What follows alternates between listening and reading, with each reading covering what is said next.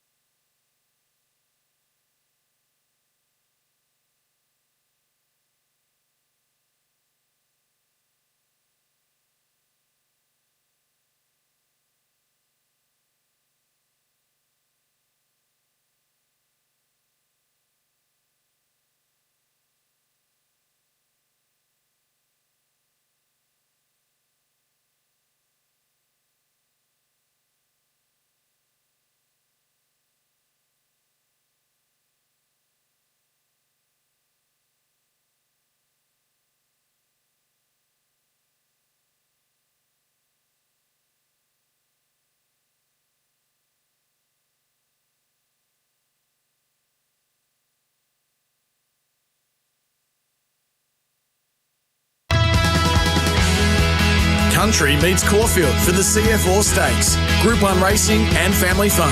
November 15. Tickets at Ticketek. Live across Australia on SEN Track. Giddy up with Gareth Hall. Yes, good morning. This is Giddy Up with Gareth Hall on this Wednesday, the 12th of November. It's a big hello to you wherever you may be listening on your local SEN track and RSN dials, the RSN app, the SEN app, and of course we are streaming live every day on the SEN app, our Facebook page and YouTube channel. And this morning we are coming from New Zealand for the Ready to Run sale, which is about to commence thanks to New Zealand Bloodstock, and we have some lineup for you this morning. We'll be catching up with the champion trainer Kieran Maher to kick off proceedings. Mick Price will also join us. We'll catch up with also David Hayes a little later on. Looking forward to that. Andrew Seabrook, the boss of New Zealand Bloodstock, will join us as well. Jun Zhang of course, from Yulong. He'll have a chat to us just after 9 o'clock this morning to talk all things Yulong after their wonderful spring once again, highlighted by Via Sistina taking out her second Cox Plate and also Champion Stakes. We'll have all of our regulars on a Wednesday. We'll find you some winners with bag of tips. We'll concentrate on those at Metro Gallops tracks today. Of course, we'll be talking greyhounds with Georgie Ferrugia and Jason Adams a little later on. And then a special Facing the Breeze as we extend Giddy Up from 12 to 1 o'clock today. We'll catch up with the New Zealand Trotting Cup winning combination. Well, the owner, Mickey Harvey, who bred Kingman, we heard from him yesterday. He lived his dream when Kingman sat 3 wide without cover for the final lap to deliver one of the greatest victories in New Zealand Cup history to defeat the champ Leap to Fame. And we'll catch up with his trainer driver Luke McCarthy as well. Plus, we'll also catch up with Pete McMullen after he drove Gus to victory in the famous Dominion Handicap for the Trotters. Plus Adam Hamilton will join us. Giddy Up always brought to you by Bet365. It's never ordinary when it's brought to you by Bet365. Imagine what you could be buying instead for free and confidential support. Visit gamblinghelponline.org.au. 0499 736 736 is the number to send your text messages on. But my first guest this morning is the champion trainer, Kieran Ma, who's in New Zealand for the Ready to Run sale. Kieran, good morning to you. Thanks for joining us, mate. Morning, Gareth. Geez, you do get the life, don't you? Not Just really. Cruise around the world. I love this. I love this sale, and I love heading to New Zealand, especially after a busy spring carnival. It's great to get to New Zealand. Obviously, you've got to start again, basically. The spring's gone. You've got to find your next champion. No, that's right. And the Ready to Run sale over here has got a great record. Yeah. You're a little bit further down the track than the Ealing sale. You can see them breathe, and you do your biometrics, and you've obviously got your times, and you have a look at them physically. So it's becoming more popular. This sale, as you pointed out, it's had 35 Group 1 winners. Look at the names. Entina, that you know well, spent time at your stables with Tony Golan. Charles Wolf, Mr. Brightside, Lucky Swain S, the superstar from Hong Kong in Golden 60. War Machine, Tiako Shark was a superstar. Termy Loose, your horse Gringotts, who's won about 25 million of late. Duncal Feroce, who won a Guineas. Ginger Nuts. So it's been a proper horse's sale. Yeah, it has been. Like, you go through any of those, like, Mr. Brightside, Chayawolf, Gringotts, like that three top liners, aren't they? You're in the commercial side of this game as well. You run the biggest business in Australian racing. Do you find now that, especially, say, the next generation of owner want a quick return, so you buy a horse from a Ready to Run sale and then all of a sudden in 6 months they're racing? You don't have to, and at least you know with these sales that they can run a little bit anyway. Yeah, well, like, people want more and craving more information. That's hence why the tried horse market is so popular.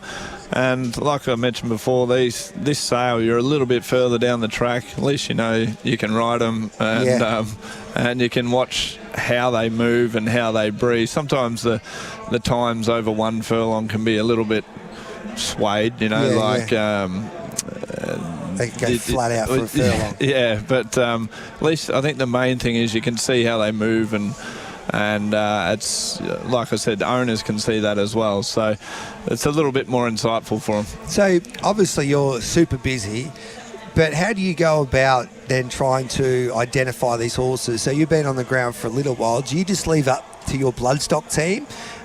Who gets the final say? How does that all work in the Kieran Ma world? Well, yeah, we do all the videos before we come. Yeah. We'll do a lot of those, and then he'll sort of let me know what he likes, and I'll run through them. And then I really like to have a look at them on the physical side, just to see how they are. And I haven't been able to get here for the last couple of years, so I was looking forward to getting back, but I really like to get on the ground and see what you're buying. And so with your brain, when you look at a horse, how long does it take you to say, okay, then I love this one? Well, it's normally you're either do or you don't usually. It's a bit like anything else. Usually pretty quick. Your first instinct's usually the one you go with. Yeah. So what would happen then? So you purchase a Ready to Run horse, then you take them home, and then within how long can they be racing? Depending on which horse, but obviously they're like, I think in the English sale they had a horse that competed on that Wednesday at Caulfield and sold the next day. Yeah. Depends how they are. Yeah. Sometimes they rev them up to run a slick time, and they might need a bit of settling down after that. But they're all different. Some they might need a break. It's a little preparation for them, and like you said, some can hit the ground running straight away. Yeah. You've had a lot of success out of New Zealand. Your best horse is a Kiwi, I would imagine, now, and Jimmy Star. I think you got him at a great price as well. He's a son of Perrin Canto, and another horse that definitely would be in your top 5, Gringotts, also hails from this part of the world. Yeah, no, they're two what would you say? They're rippers, basically. 2 rippers, Yeah. and they just keep getting better every preparation, and that's what the Kiwi horses generally do. You know, they might take a little bit of time to actually get to the races, but when they do, like those 2 horses, both of them, you know, they're both 5-year-olds. I might be 6 now. Yeah. And yeah, they are 6, and. You know, they're just getting better. Like this prep's better than the last one and the one before that. So that's what you come to get from over here. Was it an easy decision to keep Jimmy going and heading to the All Stakes there on Saturday? Slowing him down will be the hardest part. He's just flying, isn't he?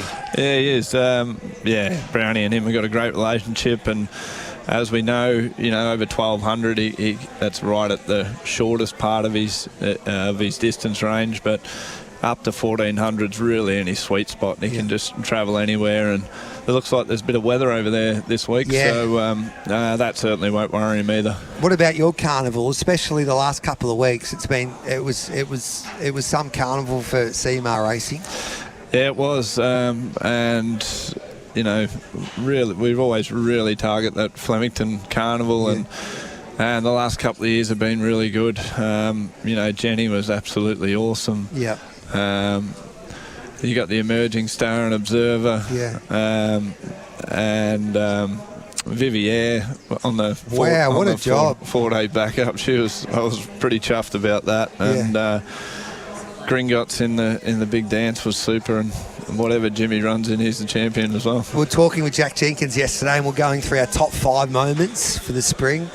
And of course, I had Jenny in there, but he had Jenny pretty high as well. And a lot of the people text in had Jenny high. It was some performance by her that day in the Empire Rose. I know it's been a bit over a week now, 2 weeks, but I don't think many people like that Derby Day and even Champions Day. I reckon Flemington's never been better. How did you feel? Yeah, I reckon Derby Day was back to like pre-COVID Flemington. It was really heaving. You know, a lot of people there. A lot of people put in a lot of effort, and it was alive. Flemington. There's no better place when it's packed and full, and Derby Day certainly was that. How does that make you feel as a leader in our industry? And you were there Everest Day as well, and hats off to Peter Volandes, what he's been able to do for that day. But for a man who is one of the leaders in this game, how does that make you feel after the spring that we've had? Yeah, it makes me feel proud, really. Yeah. You know, the Flemington have done a really good job of just getting it back. You know, the VRC to get, you know, even Champions Day. There's not many days at the races where you have weather like that, and you still got people standing there right to the end. And then good on them for having Fisher come over. You know, his energy, and got all the young people there, and you know, maybe some of the driver behind that was Peter Volandes. Yeah. Because he's done so successful what he's done with the Everest. That maybe that was the driver that we needed to really pull our socks up, but it was fantastic, and it's a real credit to the VRC. So you can feel the energy there when you head to these race days, even from Caulfield to Moonee Valley to Flemington, and in Sydney, Everest was out of this world. Can you see that when you have a look at your database now with owners? Do you see the more like the younger people getting into this game as well? Because you'll be obviously you're at the coalface basically. Yeah, definitely. Generally, the younger people don't have the same amount of cash as the older people. But, certainly, the interest is there, and that's the main thing. But like you know, you know, if you got the more younger people there, you know, they're going to be passionate about it. They're going to get the vibe, and then they'll be like you and me, just older blokes, victims of the game. Yeah, well, we love it. Once it's in your blood, you can't ever escape it. Talking about great carnivals, the Pinnacles in Perth usually play a part. Will you be sending any horses there? Yeah, Benedetta might. For the She might head over for the couple of sprint races. I was toying with a couple others, but she's probably the main one. Yeah, would she push on towards? Could she get 1400? Looks like that Gold Rush is a gettable race now if Giddy Kick and Overpass don't go down that path, and a lot of the other horses are dropping back from the northerly like their standard breds are going 1600 railway to the 1800 North Loop back to the 1400s. It's like they're competing in the Inter-Dominion. I think it's if you're going for one, would definitely go for the other. And I really liked. It was only our second run with her the other day, and Jamie said the way the feel she give her, she just balled up underneath her and really going to let rip. She probably wasn't ready for those sort of conditions, and a condition probably give out late, but she's definitely on the upward trajectory. So hopefully, the next couple of runs she can hit the mark again. Would have loved to have seen Light Infantry Man back there to defend his Northerly title. What have you got in mind for him? Just got to have a chat with the owners whether I take him to Hong Kong for the Vase. Okay. I just want to see what's in that. Yep. And so it'll be either that or probably get ready for the BMW. I'm keen to stretch him out beyond 2,000 metres, which I haven't done yet. He was enormous, I thought, there on Saturday. Can't believe he missed the kick. Yeah, I know. Yeah, it was frustrating because you could see how good he was going. Obviously, Via was Via. She was fantastic, but... he was there, and I thought he was going to run a big race, and he did, but we just unfortunately missed that kick. And so Gringotts, what's he do? Gringotts goes to the Gong. Oh, okay. So last year he was able to win the Gong, and that qualified him for the big dance. Which he owns. It's only 60 kilo maximum, isn't it? He carried 62 this year. Yeah, for the big dance, but for the Gong. Yeah, it's only 60, because he would have got, I don't know what weight he would have got in a railway and all that, but... there's so many options now for a horse like that. Yeah, there is. The other horse I thought for the railway and the Northerly might be Vivi, but... why not? She did back up 4 days, so generally you peak them when you do that, so we'll just see how she comes through. Will Bourne can take a bow there, because he's got my mate in that horse as well. I remember when they purchased it, and she's done a mighty job. Yeah, she doesn't win that often. No, but, well, she does now. She's been out of slot 2 this preparation, and maybe we're just, some of those mares you can see when they get older, you give them that little bit of time. Like, she's always been top level, but she's elite at running second. Yeah. But then this prep, she's just emerged, a bit like what Jimmy and Gringotts did, when they turned 5, they just went bang. And she's done sort of something similar. What'd you buy over in the UK? We bought 2. Yep. Zane Blue and the other one. It's a long name, I know. Yeah, something like that, yeah. When will they go around? So they'll come out and we'll just see. Some of them, they can hit the ground running. Others take sort of 3 months to acclimatise. So we'll just see how they are. But 2 very nice horses. I need to ask you this story. I haven't asked you about half yours yet. Tell us the story about him when you had him as a horse, and then obviously the reason for selling him, because everyone says you haven't asked Kieran that yet, and I keep forgetting, but now I'll ask you. Because it was a great story in a way, bred by St. Jean. Obviously they took a punt to pay that much for it, and as Guy Mulcaster said, he goes, well, Gareth, if I went to Chris Waller and said I'm going to pay $300,000 for a St. Jean, he would say, get a new job, Guy. It was a great story. They did a super job with him, and obviously I would still like to be training him, but because you were the underbidder. Well, we were bidding away there, and look, well, fair play to him. Those moments you relive, but look, he's a good horse. He always had ability, and they've managed him well, so fair play to them. I think, has he exceeded your expectations? Well, it's probably no surprise. It's not a surprise, I suppose, to how he's gone, but he was similar to an old horse years ago called Mudra. Yeah. And bred similar, and they've both sort of got similar ability. So what do you do now? Have you got any Magic Millions 2-year-olds that we need to keep a close eye on? Is that what your next assignment will be? Yeah, we do have a couple. Our 2-year-olds are really hitting the mark this year. They're flying, aren't they? Like I was, it was sort of a what we bought last year, and the way we've managed them. I really targeted those.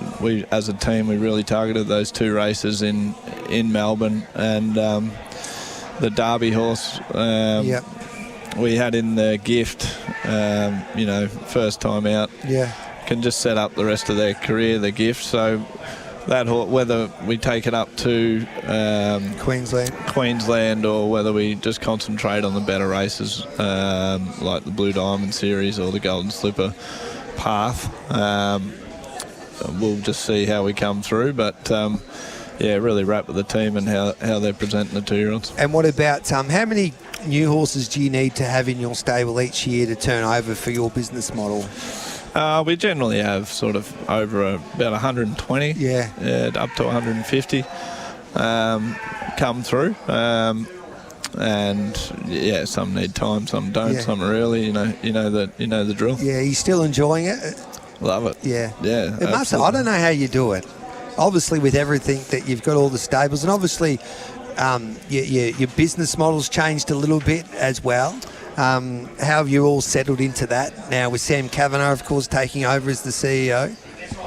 Well, the business model hasn't changed. No. About to do the personnel. Yeah, like the personnel comes, goes. Business. Every business evolves and changes every year. So the goals, the direction, the passion, I suppose, doesn't change. No. People come and go. That's life and business. But as long as you evolve, and that's something we do. I try to make people use their initiative, use their brains, gives them job satisfaction, and we're always refining, working out ways to do things better, easier. Smoother. Yeah. And this year we've started well, and the first half of the year's been super. Yeah. So I'm looking forward to the second. And half. how do you set down your goals, etc., like that? Is that, or is it just you just go and take every day as it comes, and then try and be the best that your stable can possibly be? Well, with you're setting high bars these days to continue to chase it. Yeah, we have to, and. With a stable like ours, it's all to do with the people because it's of scale. So, it's all about your people, all your 1%ers. You can't really go, I'm coming. You want to hit this mark. Yeah. It comes down to your people. Doing and the culture of your team, and that's probably the part I'm pretty proud of, and the part I focus on. The best job in racing, I reckon, would be the assistant trainer to Kiramar at Bong Bong, because if you go to the Southern Highlands in New South Wales, it is God's country. Got the best pub across the road. Have you filled that job yet? If I could train a horse, I'd put my hat into the ring. The Briars, it is a very good feed. Yes, the best. And if you want to get involved with Kiramar Racing, all right, how do we get involved? Like, are ready to run? Do we get involved with Will? Check the emails, because you'll buy a few today. I mean, over the next couple of days, I would imagine. Yeah, we will buy a few. Get hold of me, Will Bourne, or my emails, kieran@kieranmar.com.au. See if we can find a Gringotts or a Sharp and Smart or win the Derby next year. Might get a horse called Giddy Up Wayne and get Johnny O'Neill to pay for it. That would be one. Johnny O'Neill is a very passionate man, so he's quite cool to race with. Last time we did this interview like this, I think it was all those years ago at Sky, and we were at the Gold Coast, and we made Johnny buy a horse on air, and he called a broadcaster. It went okay. It did. Yeah, it went okay. Hey, Kieran, thanks for joining us, mate. We could speak all day, but I know you're a busy man. Congratulations on one hell of a carnival. Those are memories that will last for us racing fans forever. In pride of Jenny, she'll race on in the autumn, won't she? Yeah, well, at this stage she will. She come through, her last run, you could see very early on. Yeah. She was dipping and diving and wasn't comfortable on the ground. But we know she's tough as old boots. So she's gone back to Tony and Lynn's place, and she'll have a bit of R&R, and I'm sure she'll be back for the autumn. All right, mate. Thanks very much for joining us. Cheers. There's the champion trainer, Kiramar. It's 8:25, 10:25 local time. I've got to get used to that. I'll stuff up the time calls a few times today. Mick Price will join us straight after this.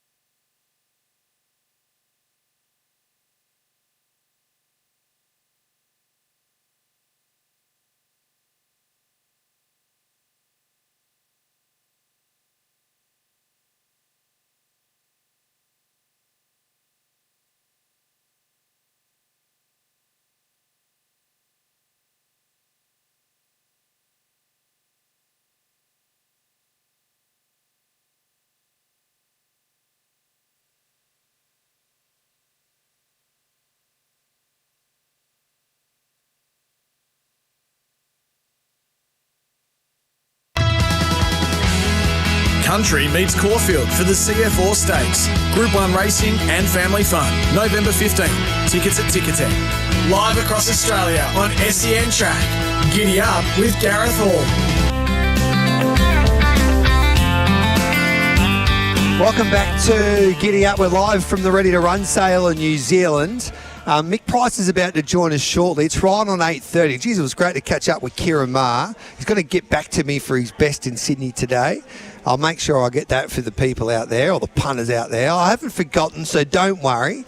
We'll catch up. I'm going to try and get James McDonald on the phone. He rode, of course, Romantic Worrying track work yesterday, and then he rode Via Sistina on Saturday. And Mick Price, he's just buying a horse shortly, so he'll join us in the next 10 or so minutes. And just having a look at that market, Benedetta is currently $11 with Bet365 for the Winterbottom Stakes. She is confirmed to be on that plane. So she is going Benedetta. And Kieran made that good point. When I was watching the Champion Sprint on Saturday, it looks like she was about to explode past the clock tower. And then she just didn't quicken on that heavy track. But looks like she's going pretty well, Benedetta. She'll get a firm track there in Perth. She's at $11. So that's a great each-way play, I reckon, early doors, because she's definitely going there. Giggy kick $3 over past $3.75. Joker's Grin $4.50. Benedetta $11. It's 8:31. I'll take the news and we'll come back and we'll see if we can get James McDonald from Hong Kong.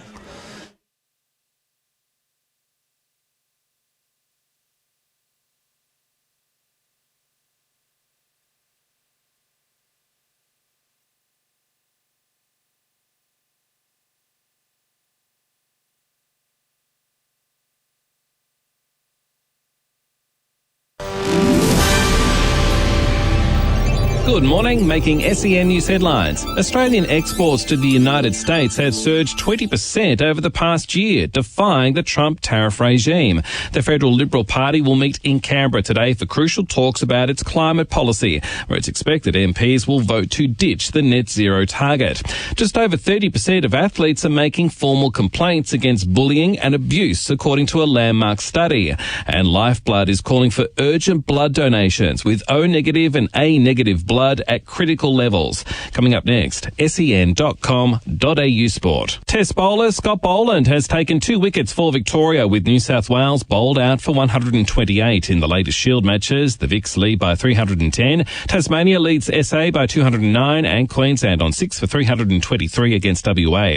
And the gather round matchups are expected to be announced by the AFL today, ahead of next year's full fixture release tomorrow.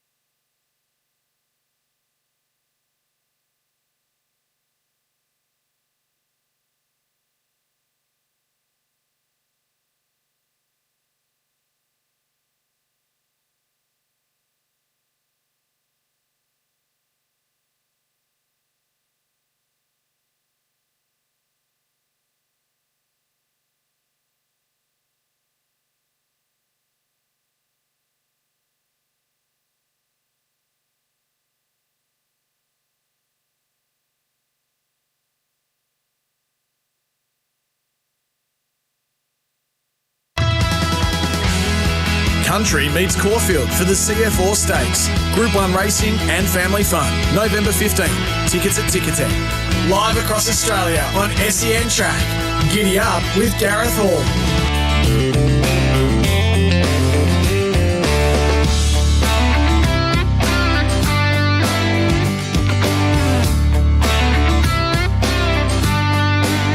Welcome back to Giddy Up. It's 8:34. We're live from Auckland, or just outside of Auckland, for the Ready to Run sale for New Zealand bloodstock.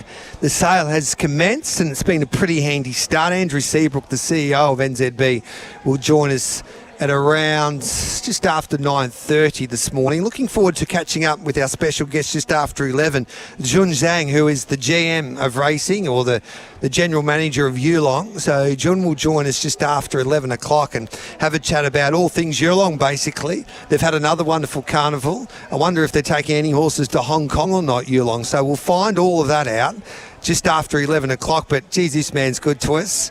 James McDonald, the champion hoop, joins us live from Hong Kong. Hello to you, James. Morning, 5:30 in the morning. Oh, how are you on 5:30 in the morning? Geez, you're up nice and early. Obviously haven't settled into Hong Kong life. Or is Evie keeping you up these days, James? Still on Australian time. How is Hong Kong, mate? Your work romantic warrior yesterday. How did he feel, the champ?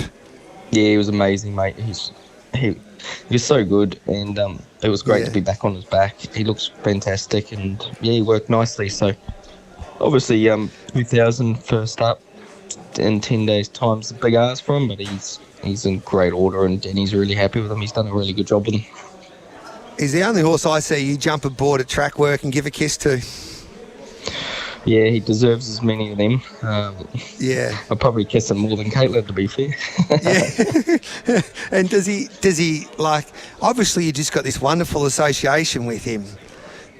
Yeah, he's just a remarkable horse, and we're so lucky to have him, to be fair. And every ride we have with him now, we basically cherish, because he's obviously in the twilight years of his career, and geez, he's going to be sadly missed when his career does finish. But mate, he's been so good to us, and he's just an absolute pleasure to ride. Are you doing that world tour with him again? I think so.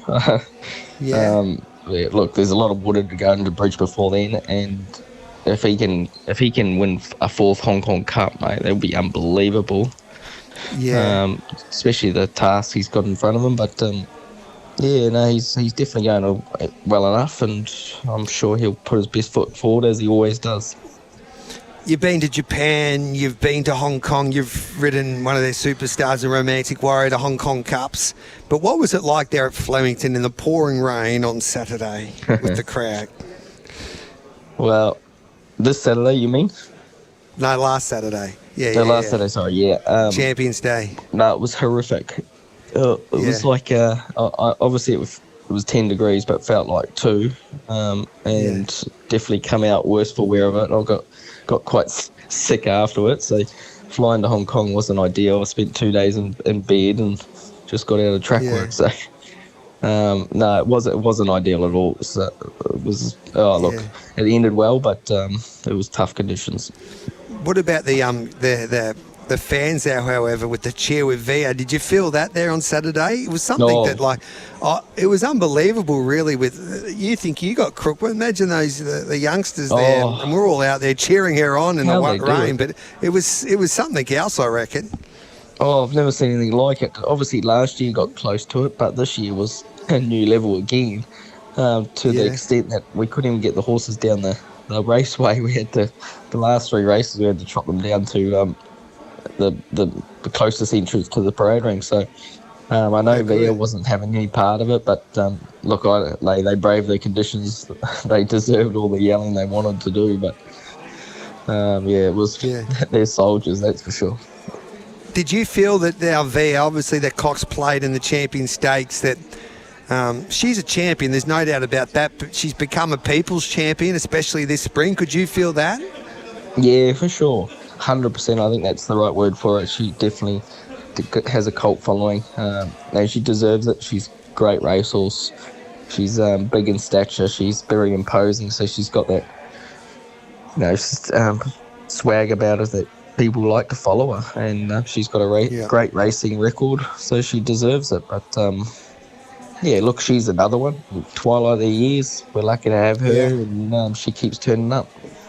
We just have to appreciate her, don't we, really? We'll probably get another campaign out of her in the autumn. And then we'll need a new champion. But there's Autumn Glow, and there's a few others coming through the ranks that we can celebrate. But I reckon, I don't know, you're the superstar of the game, Macca. You feel it with the fans. How do you think where do you think racing's at the moment? Well, I think they just have to look at the pictures from the videos from Saturday. I think it's in a great place. That crowd was incredible. Obviously, I know Fisher was playing there and everyone was probably there for him, but gee, they really embraced the races on Saturday in that freezing conditions. I'd hate to think what they would have been like if it was 26 degrees, sun shining. So it would have been many more people. But no, I think it's in a great place. It seems to be flowing really well, and just need to get these Sydney and Melbourne split up, and then we can go everywhere. They come together. Yeah, that probably won't happen, J-Mac, but anyway, No. we just got to, I think we just embrace it as it is, but it would be great. But I don't think it'll happen anyway in the future, or the near future anyway. But what about, how's Zach going? You're looking forward to taking on one of your great mates, but one of your most healthy rivalries that you've had throughout the years? Yeah. Yeah, no, I seen Zachy there yesterday, so he looks in good form. He's very chirpy, so obviously the good horses racing on 10 days' time, Carly and Risey, so he's have a spring in his step, but he's always hard to beat wherever he goes. When do your good horses come back? Who's that, sorry? When do your good horses come back? Voyage, Bubble and Romantic. When do we see them? They run in 10 days' time as well, all on the same day. But Voyage Bubble's clashing with Romantic Warrior. Oh, okay. So, who's riding Voyage Bubble then? Zachy boy. Didn't take him long to get on him. He's too good. Hey, you need to do me a favour before we let you... What was that, mate?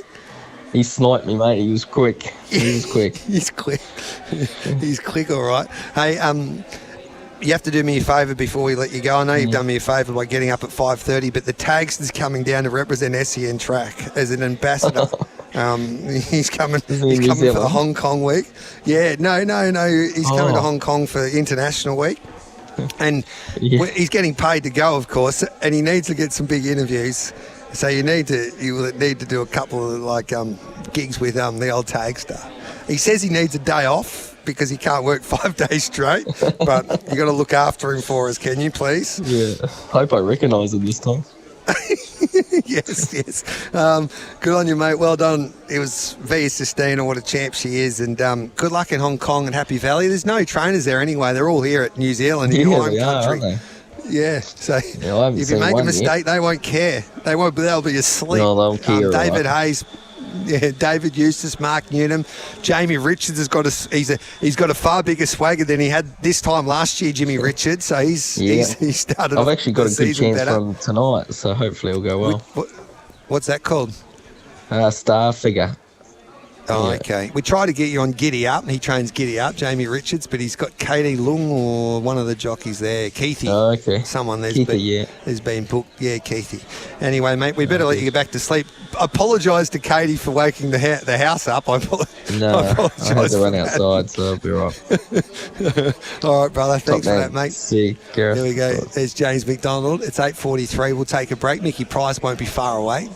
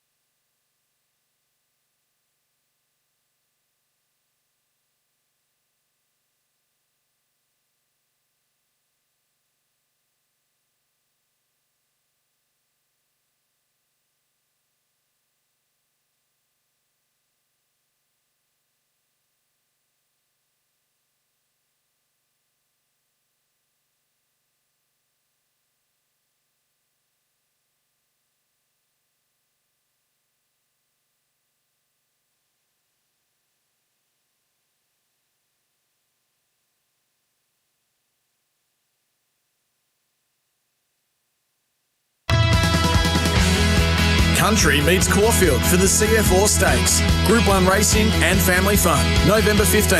Tickets at Ticketek. Live across Australia on SEN Track. Giddy up with Gareth Hall. Welcome back to Giddy Up. We're live from Auckland for the New Zealand Bloodstock Ready to Run sale. It's been a great start to the sale as well. James McDonald just joined us before. He says Romantic Warrior is in fine form. He's come back better than ever. So looking forward to seeing him return to the track in 10 days' time, taking on Voyage Bubble. That will be some race. And Kaying Rising also makes his return to the track there in Hong Kong on that day. Paul Sebastiani's back in the studio there in Melbourne. The text messages are flowing through there. Paulie, I can't see him on my screen, but what have you got for me? Might have lost Paulie there. Have you got me, Gareth? Yeah, I've got Hello, you loud mate. and clear Good now, morning. mate. Good G'day, morning. mate. Good morning, How's listeners things? and viewers. Yes, all is well through the power of technology. We're able to have a chat now. You're getting a bit of love off the text line. I know we've had James McDonald. I know we've had Kieran Maher. We're going to have Mick Price. But you effectively declared Kingsman yesterday, and Michael off the text line, he is very, very happy. He says, how well are you tipping them at the moment? Great win from Kingsman. Well done. How good's that? Kingman was 3 wide without cover. We'll talk about that in an extended version of Giddy Up. We're facing the Breeze at 12 o'clock this afternoon. That'll be on SEN Track. And Mick Harvey and Luke McCarthy, Mick Gurham will join me in an hour. So in that hour, it was one of the biggest runs I've ever seen. Huge, massive. In any harness racing race. To do that in the New Zealand Cup, 3 wide without cover, and to go past one of the greatest of all time, if not the greatest of all time in Leap to Fame, was I didn't expect him to do that. No, I tell you what, Leap to Fame's going well too. He's been given some tough gigs his last couple. That's in big races. I don't think he's at his best Leap to Fame. No. And Kingman is at his best, but they were both brave. They did Australia proud, and it was a big day for another Queenslander, or one of the Queenslanders, with Gus winning for Chantal Turpin and Pete McMullen. So they took out the Dominion. The Victorian horse, Jillaby Ballerini, was a little bit unlucky. So, they'll butter up, most of them anyway, on Friday. I've just got some news coming through. The 2025 Lexus Melbourne Cup Day meeting set a new wagering record, with turnover reaching $382.5 million across the meeting, an 11.1% year-on-year increase. That is staggering in today's world. This also surpassed the previous record of $375 million set in 2021.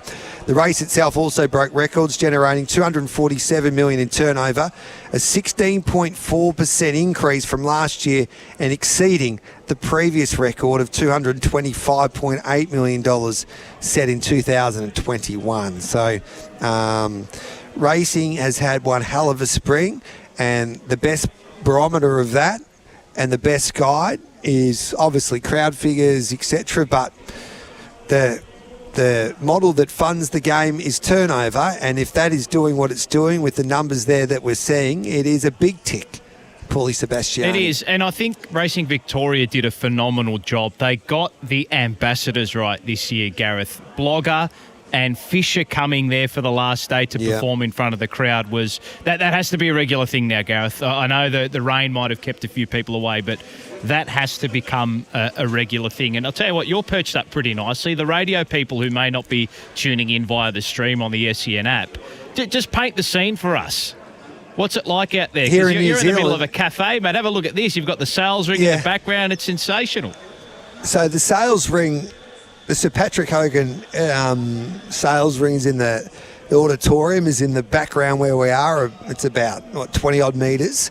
You got all the big names in world racing in a way, especially from Hong Kong to Australia to New Zealand. David Hayes is here, Mark Newnham, Jamie Richards, David Eustace from Hong Kong that I've seen. All the big bloodstock agents are here. Kieran Maher, Mick Price is about to join us. Adrian Bott's in town, Bjorn Baker. So all of the big names of Australian racing are here as well. Guy Mulcaster representing Chris Waller. So it's a great place to be, plenty of energy, and this has been a successful sale. It's been a lucky sale according to the Asian buyers with Lucky Swain S and Golden 60. So looking forward to seeing what unfolds in the next couple of days. I've got to take a break. On the other side of it, we'll take the news, and then Mick Price will join me straight after 9 o'clock. Good on you.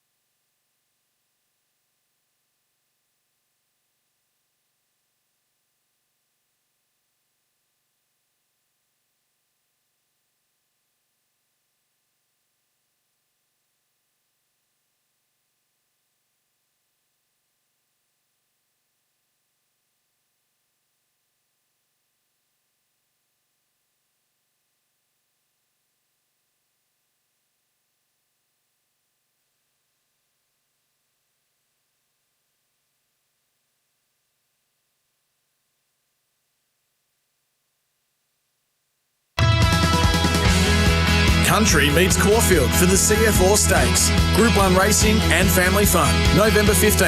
Tickets at Ticketek. Live across Australia on SEN Track.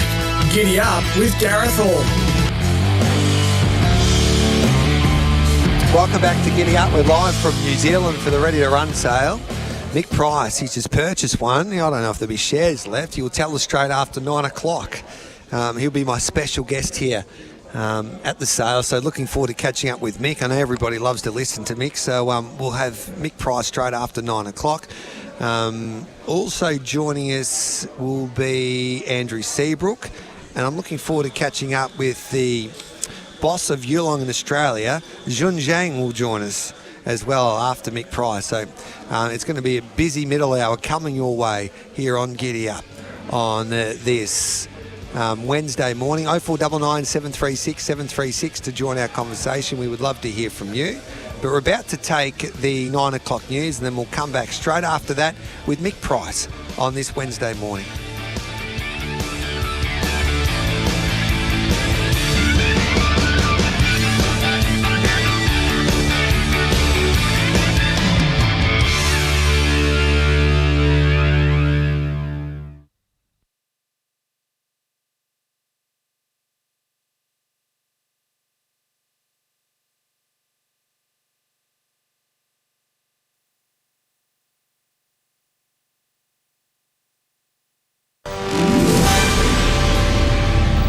Good morning, I'm Nath Gardner with SEN News.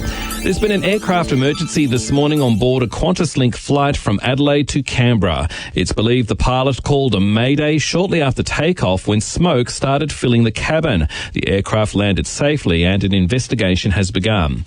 The Liberal Party will today vote in Canberra on whether to commit to net zero. Some members want it dropped, blaming the transition to clean energy for the rise in power costs, while others argue it should be retained for credibility on environmental issues.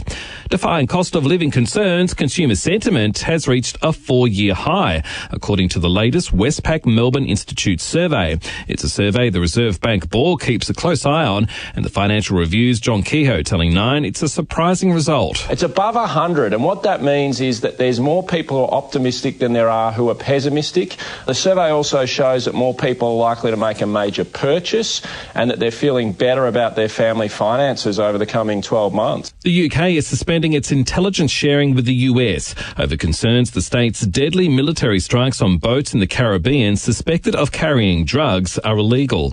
As AC/DC gears up for its first show of its Aussie tour at the MCG tonight, a new survey has found live music is the world's top form of entertainment, outranking sports and movies.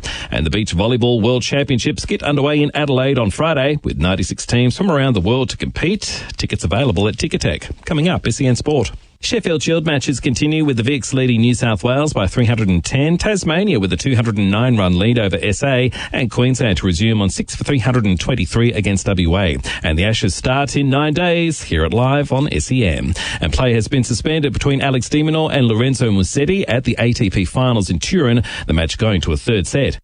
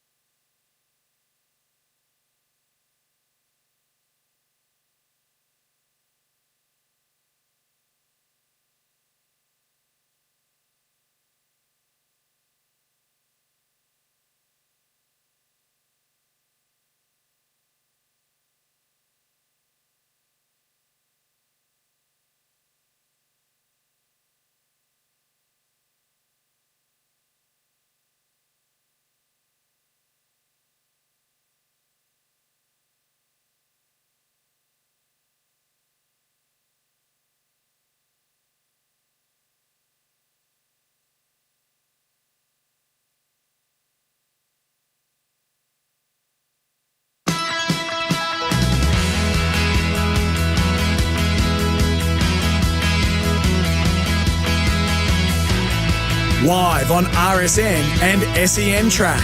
This is Giddy Up with Gareth Hall.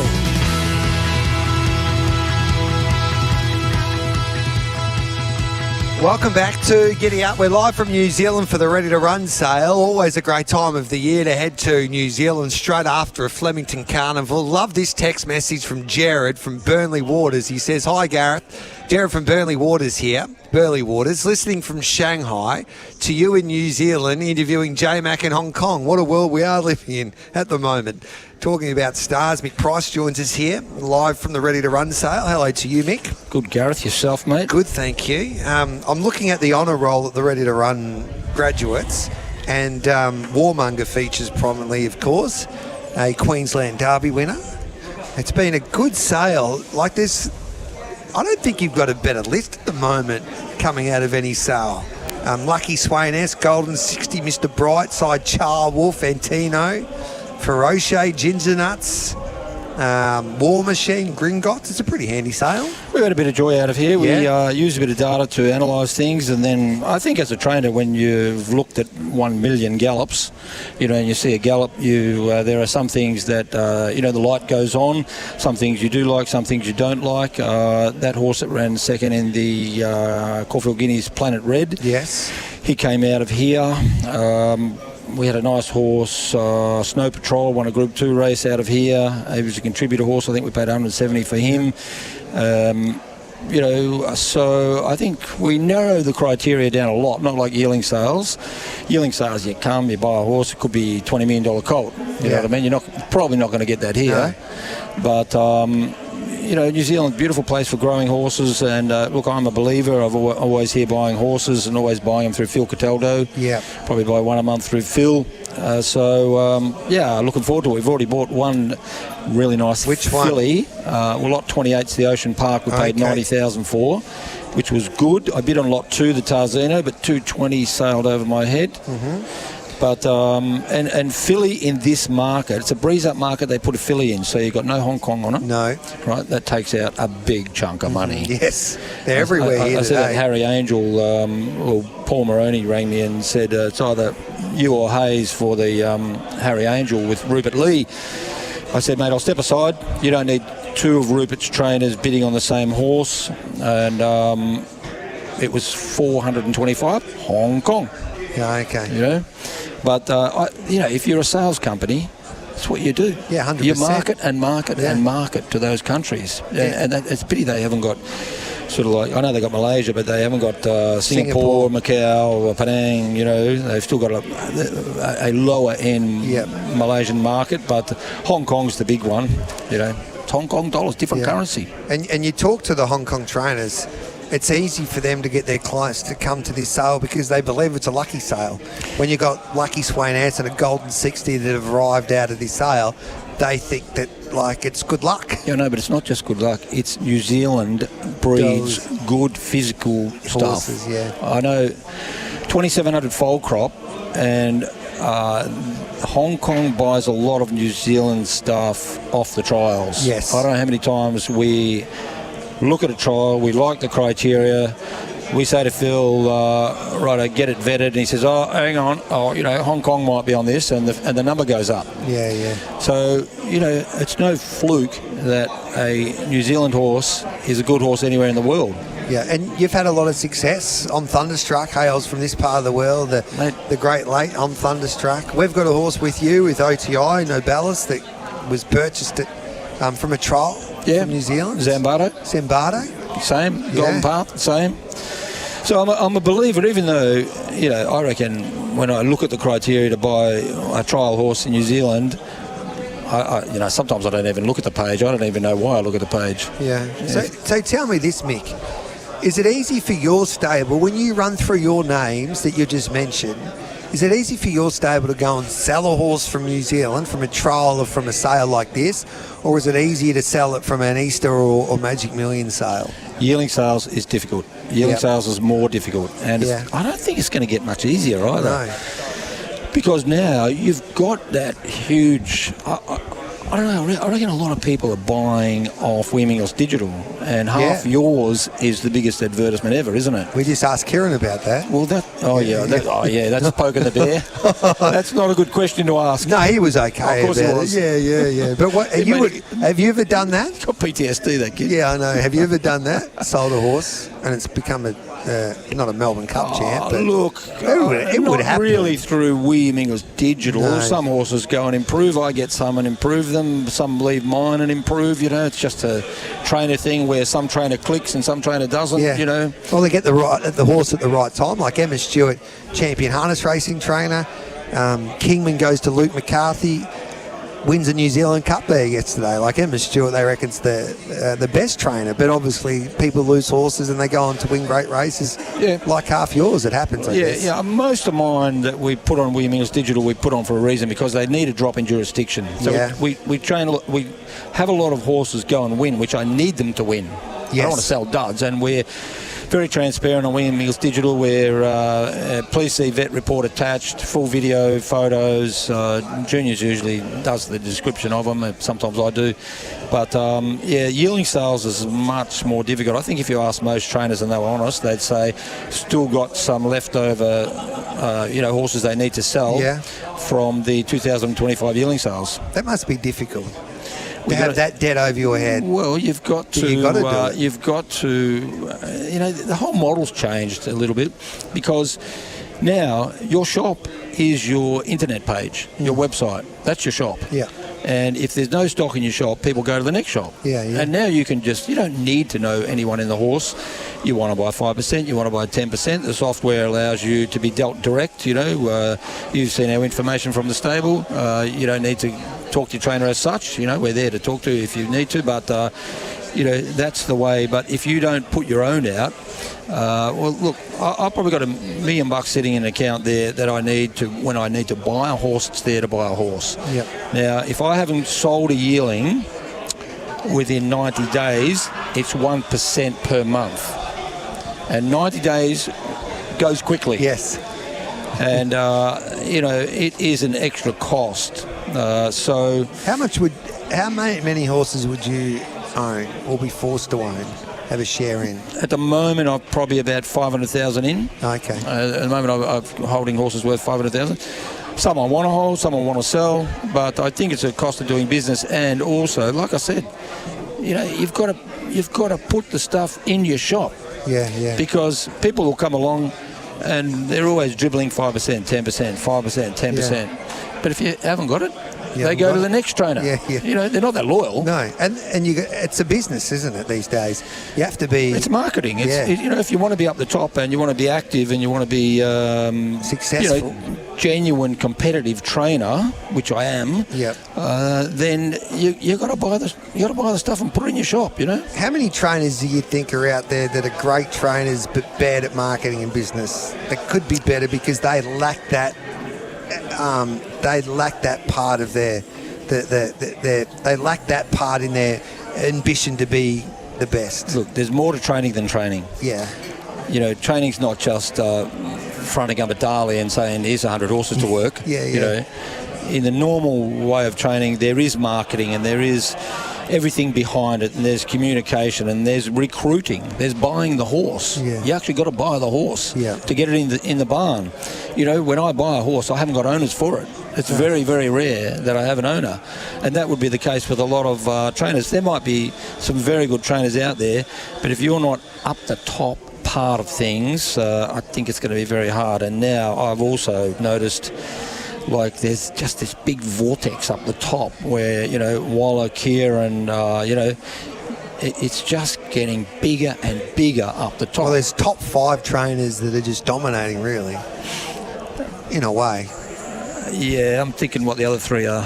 So you got Baker, he's doing a good job. Yeah, Bjorn. You got Price and Ken. Yeah, we're doing okay, but we're sort of next level down for numbers. The Archibalds. Yeah. They're probably number 3 on the quantity and numbers. Tony Golan is in Brisbane, but he's huge. Yeah. Then you've got say the McAvoys have come a long way this season. Yes. Team Hawks are always around. They've always got their big owners. What else? Oh, look, what I'm saying is there's always been the big trainers, that's fine, but I've never seen it like so polarised towards the top end. And what happens having a look at the premiership now. Yeah, well, what happens is, an owner comes along with a nice horse and he's new to the industry, and so he's probably been a successful person in business. He looks at the top of the tree and he says, well, that's where I'm going. Yeah. Lindsay Park are fantastic. Yep. That's the other big one in Victoria. Yeah. The boys have done a great job. They have. They've got, quality, quantity. They've got fantastic facilities, and they've got the expertise and the there's 3 of them plus staff, you know what I mean, so they've got it covered. And if you're buying shares in a trainer, you'd be buying shares in Lindsay Park boys. So you got Hayes, Golan, Curry, this is the premiership in Australia. Price and Kent Jr. Michael Friedman's done a great job. He has done a great job. Moody and Coleman are never far away. The Stokes team, Friedman's, Anthony and Sam, John and Shane, Tom Charlton. So the McAvoys now in the... You don't buy horses, you're not going to be on that list. No. What about Zimbardo? Now everyone's talking about you threw that horse into the deep end in a Champion Stakes. But I was thinking about the other day, even, I don't know, what was his rating back after? 78. Yeah, so he's 78. What's he now? Oh, look, I'm guessing he's going to be 110? For a second. Well, it wouldn't be that much. Yeah. For placing.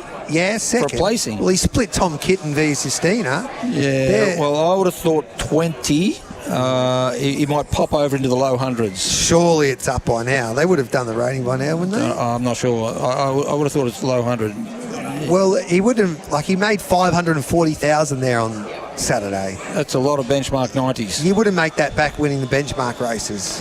Well, it takes virtually the same trot and canter work, the same gallop work, the same work to run him in benchmark 90.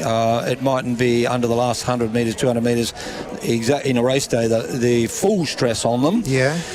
But that horse, if you look at his win at Caulfield, so he hits the front and clocks off. Yeah. Right, he's just got a bad habit. And I wanted him to slipstream via Sistina. The race didn't work out that way because I thought I'll get the suck along off this big V12 mare, pop out at the last minute and, run well. I dreamed to myself, of course. Yeah. It was a brave move to do what you did, and everyone was backing it as well. It was heavily supported. I know, there was a bit of silence in the office when they said, this bloke's off his head.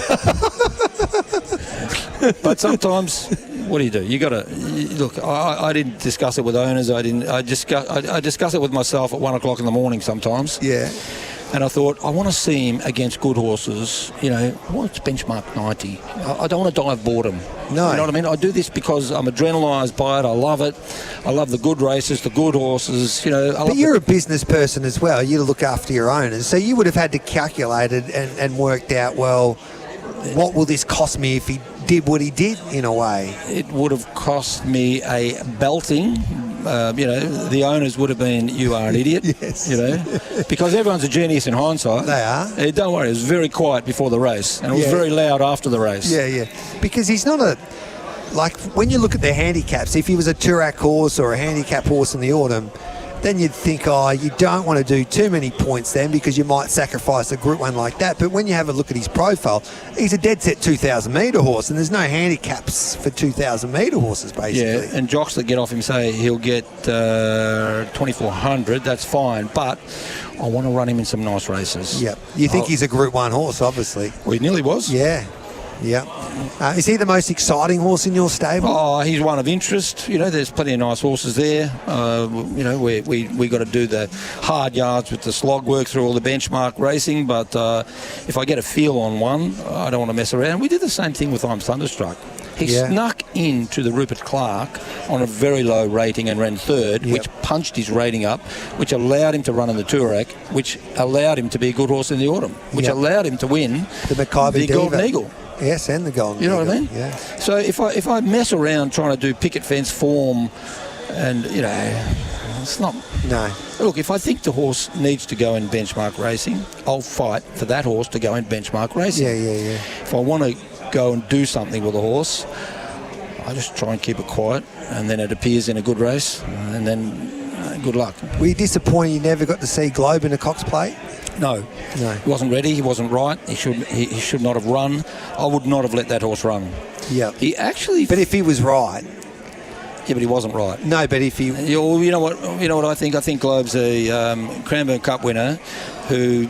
Right time, right place. Yes. Probably caught Buckaroo and Treasure at the moment off their top on a firm-ish track in a field of 4, and he's a shocker made up that other number. So, and I think you should have birthday cake for that win. He's still a Group 1 winner in a exactly. Power. And still won $1 million race. Yeah. So that's another one where they sort of sit in the office and say, it's not right, this bloke. Yeah. Yes. What about so Sabaj? Like, good horse. We were worried about if you'd get. I loved your interview there on TV before the race. Like, you didn't know if he would handle a heavy track. Correct. Mark Sarah said he galloped him for 200 metres, and if he could put his hand up to the punters, you should have had your house on, because he said he felt like a horse that could get through heavy going, and he won like a good horse again. Look, he is a good horse. I've got a lot of time for him. If you ask me, what could be exciting, he could be right time, right place. Yeah. So that was one of Junior's finds, ferreting around on his laptop all day and all night. He sort of come across it with his data man. Yep. So we were able to get that deal together. But that horse, he has a bit of a, I'm not going to say delicate constitution, but you need to be a bit careful with him. Like, we had him ready for the 1,400 metres on the Tuesday, and there's a little pitter-patter of rain, so, I got talked out of running him, that's fine. And then, of course, pouring rain, and we ran him anyway, because we had to run him. Yeah. I said, this horse has got to go to the races. You should have run him Tuesday, but you ran him Saturday in the end. Well, fair enough, but you get to the point, I hate scratching horses. Yeah. Because I've got them ready to go, I've tapered off them, they're bouncing out of their skin, and someone comes along and say, scratch your horse. I don't like scratching horses, so that horse... He wasn't trained specifically for a hard mile on a bad ground, but I reckon that's his capacity. That's his capacity showing out, you know what I mean? I think he was a great tip for everyone when you threw him in the deep end in a Silver Eagle, basically. He should have run third. That was a hot race. Unbelievable. Yeah, he should have nearly... Should have run third. Yeah. You can make a case for whatever you want, but my opinion is he should have run third, and he's learning. Yeah. The horse is a big baby, and he is learning, but... I think he's got some exciting prospects in front of him when he's right. Yeah. I think he needs to mature a bit, so I'm a bit careful what I do with him this time in. Hey, we might take a quick break. There's a host of questions coming through, Mick. Have you got time for 5 more minutes? Yeah, no, I'm not bidding on one for a while. All right, but you don't want to tell all your secrets, but we'll catch up with Mick Price with your questions straight after this. This is Giddy Up live from the NZB, ready to run sale.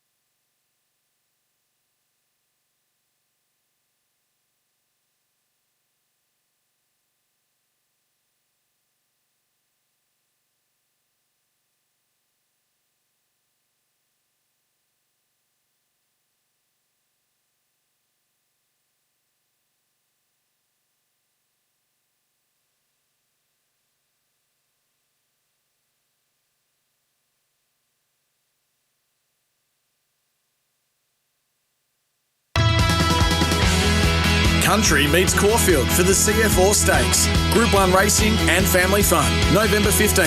Tickets at Ticketek. Live across Australia on SEN Track. Giddy up with Gareth Hall. Welcome back to Giddy Up. We're live from New Zealand for the Ready to Run sale. Mick Price is joining us. A few questions coming through. Gareth asked Mick, why wouldn't you offer shares as an all-up cost then? So say 4 of my mates want to go in one and we want 2.5%. Give us an all-up cost for the whole year, training fees and everything. I think people will like that cost so then they can work out exactly what it's going to cost them. I think it scares them off once they've paid, say, $5,000 for 2.5% and then get another 10 grand worth of fees on top of it for the year. I don't know about that. Well, cost is cost. You know, most of training fees plus cost, like farrier, no profit farrier. We just carry the money. I'm probably $300,000 a year in admin cost. You know, vet costs. I pay my vet. Most of my owners, all of my owners, want one figure to pay. So trainers carry transport, they carry vet, they carry farrier. And if, you know, my bad debt is probably less than 1% normally every year, but 300K admin is a cost. Less than 1%? Yes. Mind you, if anyone is in the 90-day column, I want to know who they are, what they look like, and what they're doing, and what they're saying, and what they're thinking. Yes. Because I'm not saying we don't have a bad debt, but a person who is a very average payer can go somewhere else. Yeah. You know, you got to run a business. Yeah, 100%.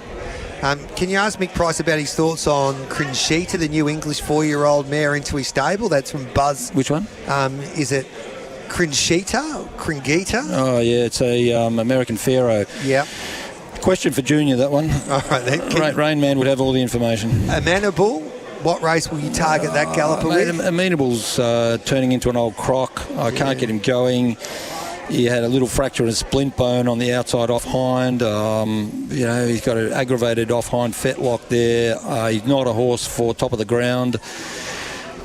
He's a frustrating horse for us, so I don't know what Amenable plans are at the moment. So you need to get Mick Price on more often. He's the most honest and informative trainer in Australia. Keep up the great work.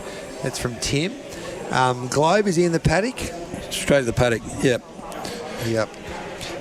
What about Miss Rubini? What are you doing with her? Well, Miss Rubini ran Western Sydney 36 degrees day, and she's always been a bit of a capsulitis horse, like a fetlock horse, and she just put the white flag up and said, not for me today, boys. Yeah. I've got sore ankles, and I need to go to the paddock, so she's in the paddock. She was stiff not to win. Like, you had her dead set flying in the early part of that preparation. I did. Yes, you're right. You were absolutely right. And we did try and win a Group 1. And, you know, the Rupert Clark, she just got out of her ground.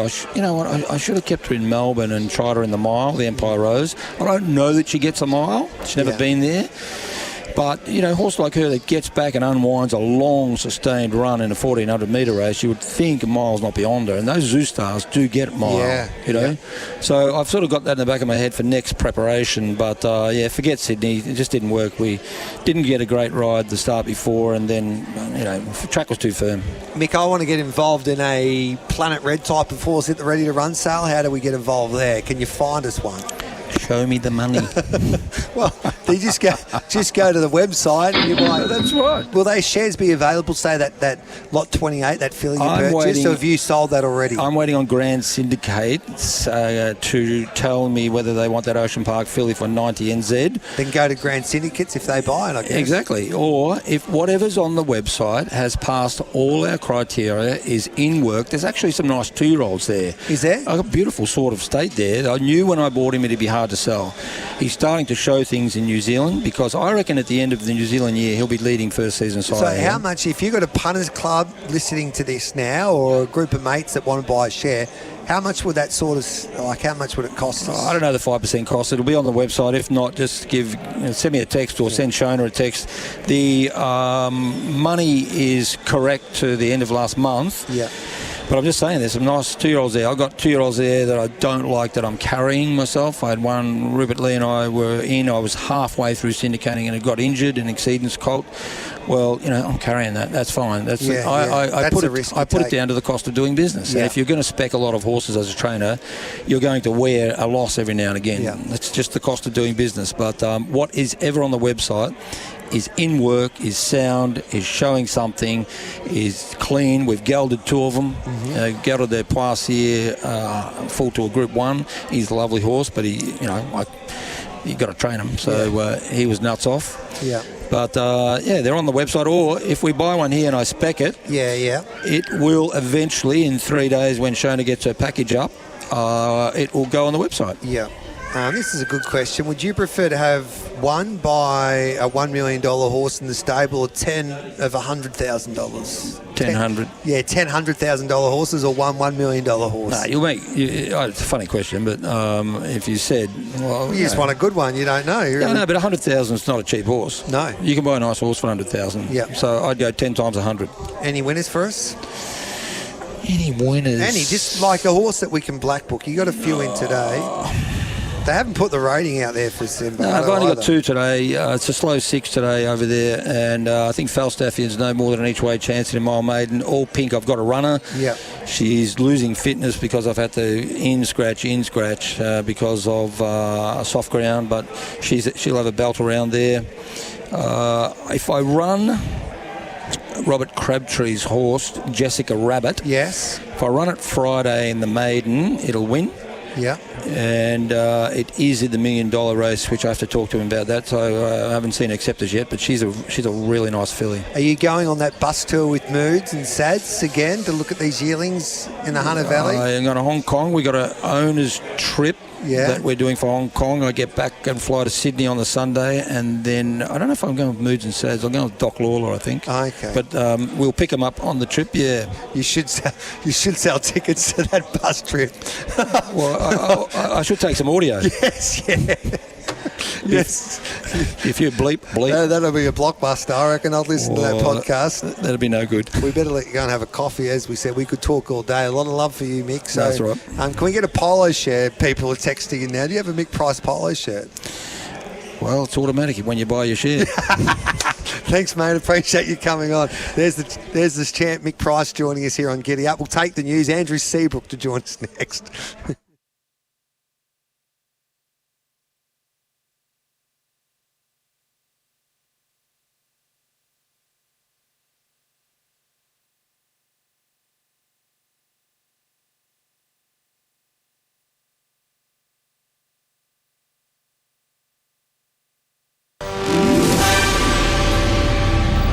Good morning, making SEN News headlines. Australian exports to the United States have surged 20% over the past year, defying the Trump tariff regime. The Federal Liberal Party will meet in Canberra today for crucial talks about its climate policy, where it's expected MPs will vote to ditch the net zero target. Just over 30% of athletes are making formal complaints against bullying and abuse, according to a landmark study. And Lifeblood is calling for urgent blood donations, with O-negative and A-negative blood at critical levels. Coming up next, sen.com.au sport. Sheffield Shield matches continue with the Vicks leading New South Wales by 310, Tasmania with a 209-run lead over SA, and Queensland to resume on 6 for 323 against WA. And the Ashes start in 9 days. Hear it live on SEN. And play has been suspended between Alex de Minaur and Lorenzo Musetti at the ATP Finals in Turin, the match going to a third set.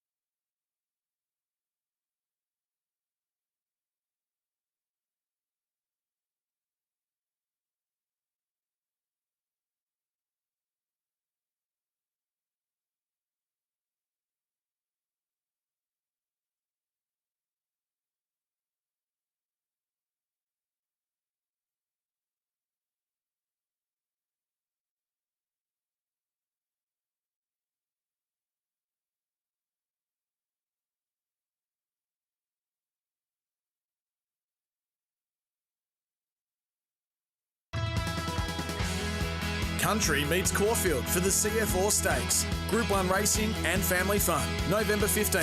Tickets at Ticketek. Live across Australia on SEN Track. Giddy Up with Gareth Hall.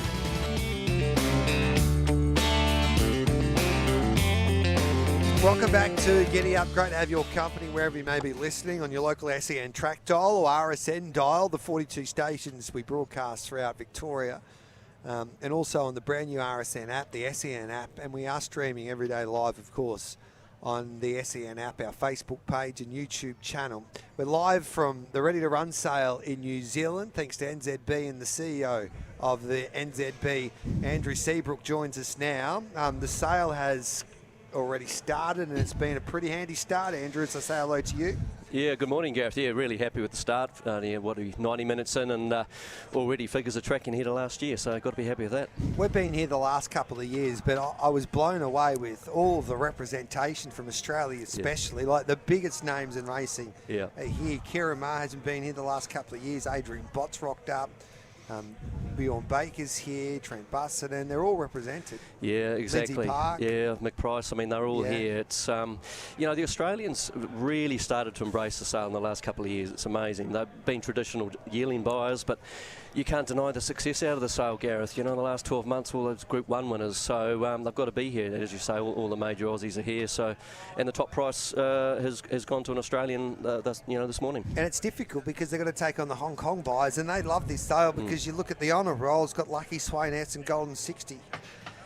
That's right. Yeah, and then your horse in Australia like Mr. Brightside, Char Wolf. Yeah, the list goes on. So, but yeah, 500,000 for a sort of state already. I guess the Australians are probably trying to shop for horses that the Hong Kong people won't be on. Yeah. But that's not always easy to do, of course. So I was talking to a few of the vendors as well leading up to this. I think Sam Williams from Little Avondale made the best point. He said that we're being forced now to go to this sale in a way. We've got good horses that will go to January sale, but now we've identified horses that we need to be sending here because from a business model, the buyers are here. Correct. Well, you and I have been talking about this for a couple of years now on the show, Gareth. It's the days are gone when you have the foal and take it to the yearling sales. This has become a very, very viable alternative to the yearling sales. And, well, hey, we're going to end up averaging possibly as much as book one today at the yearling sale, which is unheard of. So, it's the vendors, our good breeders, must support the sale. And talking to Kieran and also Mick Price, Kieran Maher and Mick Price, they sort of indicate G'day, Coxie here. Sell a horse out of this sale, ready to run because they are ready to run, compared to a yearling sale these days. Yeah, and you can do so much research. It's such a transparent sale. You can see them running down. You can see their action. They've got X-rays and scopes and all sorts of things. So it's a pretty easy sale to buy at, and of course you can be running within a couple of months' time. And so how do you work it all out then? What horses you identify for this sale and then you want for the January sale, or you go to the farms and say, okay, then I don't know, Mark Chittick at Waikato, I reckon you should keep this horse for November. Yeah, look, most of them are pretty good at doing that themselves. Yes. So we're not going to be telling the likes of Mark Chittick where he should be selling their horses. They've got it fairly well down pat. But we do encourage certain horses, that might not suit January, to go to November. And yeah, it's just great having that backstop, that backup option for horses that may not suit January. So 2 days, we've got today and tomorrow. When will what lots are you looking forward to most? What are the most the lots that you think look, it's really hard. At yearling sale time, you can usually identify 3 or 4 that are going to top the sale. And last year it was easy at the sale with the I'm Invincible 1.6 million. This year it's a lot harder.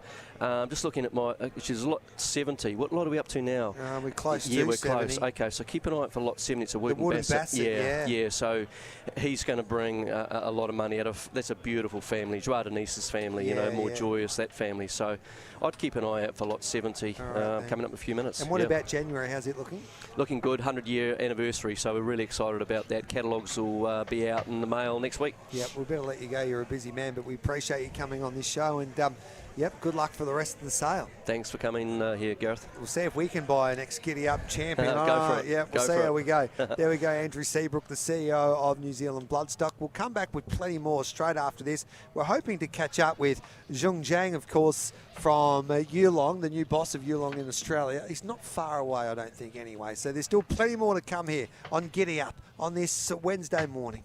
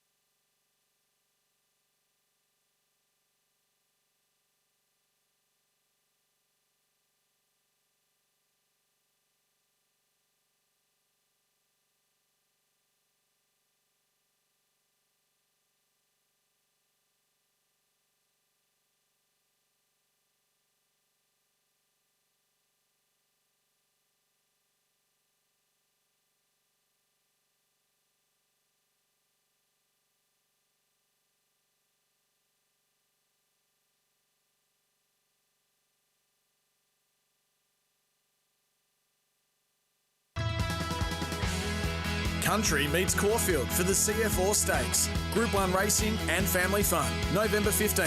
Tickets at Ticketek. Live across Australia on SEN Track. Giddy Up with Gareth Hall.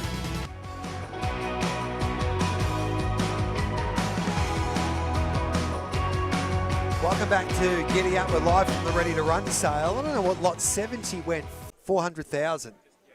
Yeah, so that wooden basset went for 400,000. I don't know who purchased it. We'll find that out, but Andrew Seabrook pointed out it might be one of the best sellers today, lot 70.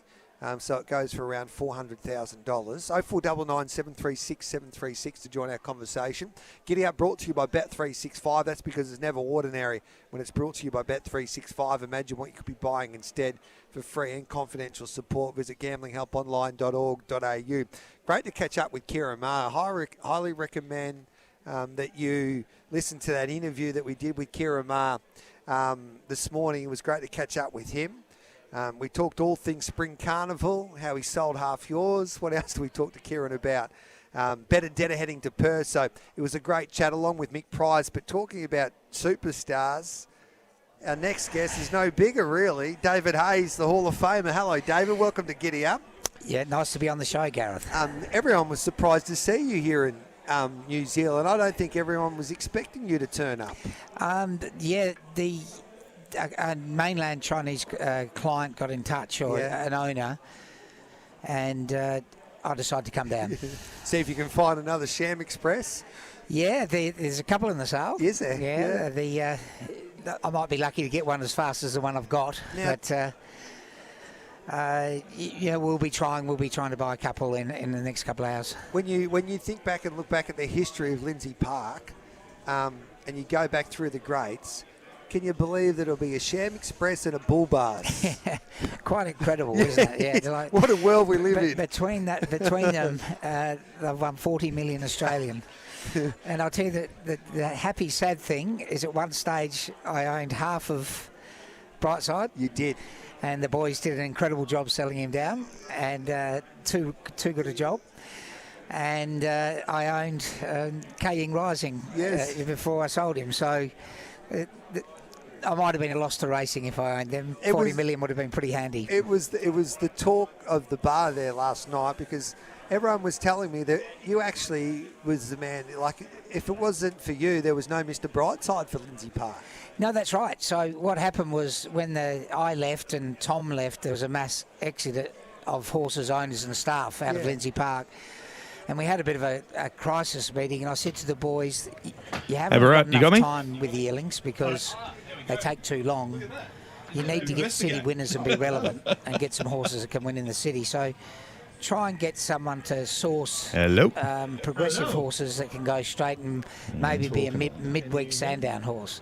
So they found this Bull Bars that was already half sold. Hang on, I'll put the send on. No, don't put send on because that puts into air. And I think the price was around 200. Yep. And I said, I'll underpin it and put the 100 up, and then you boys settle it down in your own time. Who we got there? It's Nims. G'day, Nims. Geelong in my colours. Yeah. I'm good, mate. I've actually been enjoying you boys talking a few stumps and bumps. I haven't heard this week, but looking forward to it. Thank you. Yeah. On at Sandown, trying to see their first city winner. And I rang in to congratulate JD, and I said, gee, that horse looked pretty good, you know. How much of that do I owe? And he goes, don't up that. I sold it yesterday at breakfast. Also, the webcam that is in front of Barat, Lindsay, would you mind putting it on top of the screen because it's currently sitting next to the monitor? On to the next one, but that was the bright side story. So happy for some and sad for someone else. So going back to that conversation, so to the right of the screen. No, not that camera, the webcam. See where the monitor directly in front of Barat is? How close did it get? See how there's could you just pop that on top? There we go. Thank you. We were up in Hong Kong in the middle of COVID. Easy. Couldn't get back to help. Just every day there was. It's my own personal big brother. And we just made a little family pact that would give the boys 3 years. This is how I do my job. With your roller and see how they can kick. Give me a minute. And we'll underpin it, and so there was no panic financially. And then when And then if it doesn't work after 3 years, we might have to reconsider and sell. You will you should be seeing Ricky Ponting. Smaller training centre, maybe at Pakenham, or at the time I'd bought Pakenham. He'll be doing it from here. So they really started to kick goals after 18 months. They were really going well. I can't turn your microphone on, which is they were starting to come back in, and that's strange because they all come down the one button out of this studio. So we're very proud of how they've done it, and I would love to say I'm in the background. Lindsay, is that screen? Is that screen to the right of you with all the levels and whatnot on it? Yeah. Is that a touch screen? Gee, that is a lovely compliment. Yes, it is. And he's a Could good judge. you? There is something in the bottom corner that should say layer 1. Our chat with the champion trainer David Hayes. 1. Yes. Yep, I can see that. Yep. Could you just tap that? Okay. And it's got layer 2 there. By any layer chance? 2. Cool. Hit that. Now hit select. Select. Cool. Okay, mic 4 is on. Yeah. That is bizarre. Could you pop that back to layer 1, please? Layer 1, yep. Thank you. The only thing I can think of is, can your microphone by any chance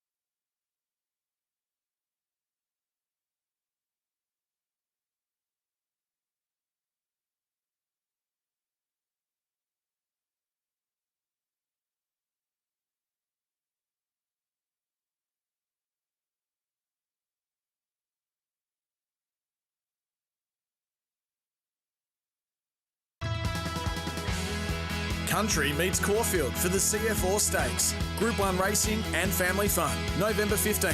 Tickets at Ticketek. Live across Australia on SEN Track. Giddy up with Gareth Hall.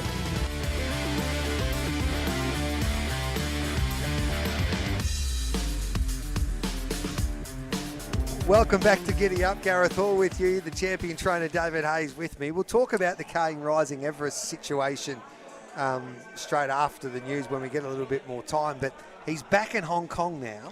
Yes. He arrived back and thrived. Yes. Looks better for the trip. He had 8 weeks in isolation and he's out of isolation in the stable now. He's at his first up this season winning weight, which is wonderful, and he's trialling on Friday, so I'm darting back from the sales early to trial him. Are you enjoying it more now after the pressure's off from the Everest? Much more. Everything had to go exactly right, to travel and get there, and I'm just pleased he didn't let all his fans down because he's such a good horse. Yeah. The expectation on him every time he runs is to win, and that's that little bit of pressure you feel. Does he like Hong Kong life again? Because Sack was telling us and you were telling us that he just fell in love with Canterbury. Well, he loved Canterbury. He loved the solo where no horses were on the track. He wasn't jig-jogging on the track or jig-jogging off. He was walking like a beast on and off the track. And in Hong Kong, he had Hong Kong track to himself as well. Now he's in the population. He's more his old self. Zach says he's very fresh. Get a trial into him, for Christ's sake. and he's jig-jogging through the tunnel. So nothing's changed. He's a little bit more quiet than he was. Yeah. But I think he's pretty similar. He's like the king, and he said he's felt like, I'm the king, I'm the greatest, and I've had everything that I wanted, and I was looked after like I should be looked after. Now I've got to come back with you people. Yes, he's got he's got a stable he has to share with. Yeah. Hey, stay with us, David. We'll take the news. This is Giddy Up live from the NZB Ready to Run sale. We'll ask David about these Ready to Run horses. Plus, of course, we'll continue on our chat about Kane Rising. He returns in, 10 days' time now when he will be set for another tilt at the International Sprint during International Week in December. So we'll take the news. It is quickly approaching 10 o'clock here on Giddy Up. It's great to have your company. As I said, we're live in New Zealand for the NZB Ready to Run sale.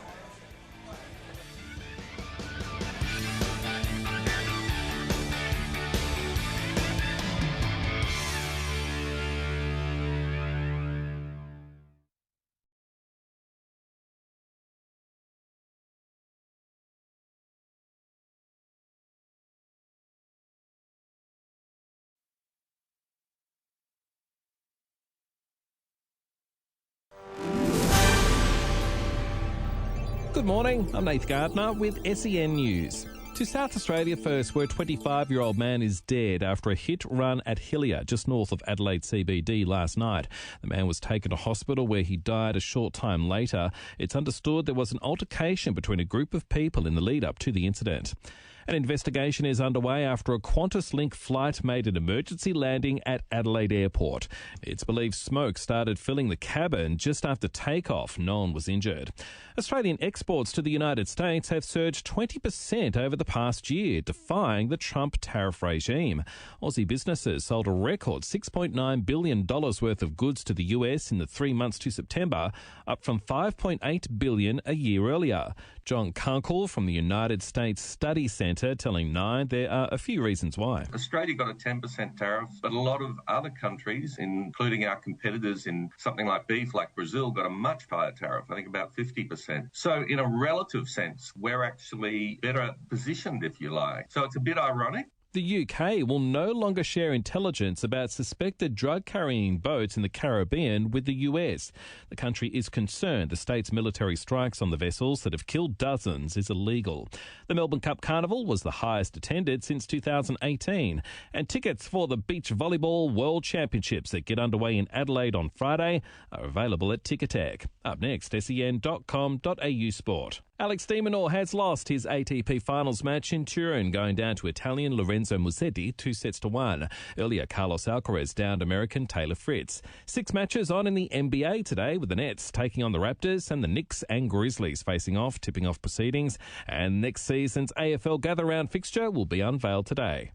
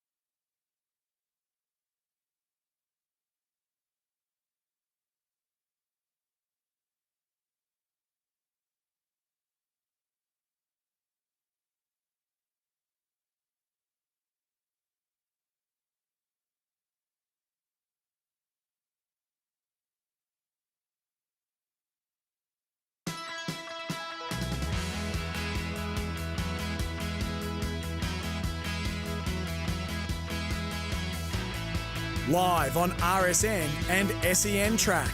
This is Giddy Up with Gareth Hall.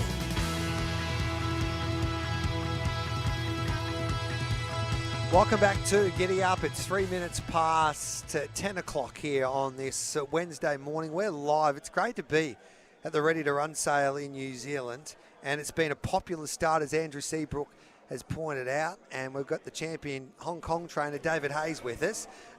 So we're talking about Kane Rising. So he'll start in 10 days' time, and you say he's never been better. Yeah, I think he's arrived back in better shape. And I remember I had better loosen up after the Japan Cup come back. Yeah. And the travelling brought him on. Yeah. It stimulated him, and it's pretty hard to say they can get better, but they do. And Better Loosen Up was winning all these races by a head and came back and won the Australian Cup by 6. Yeah. And I think this horse might be very, very similar in attitude. The response from Hong Kong when he returned from the Everest? Oh, it was wonderful. Yeah. The plane was full of fans and administrators, so that was really nice. And then on the day they gave Zach and I an award and recognised it. Yeah. And then just generally every person you walk past stopped and congratulated. So it was really well received in Hong Kong. Yeah, and did Everest Day exceed your expectations? Yeah, it did. It did. Yeah. It sort of, it was so packed. There was this weight of, let's hope he doesn't do what he did in the trial and melt before the race. We changed a lot of things for the trial, and we got the routine that we thought would suit him, and it did.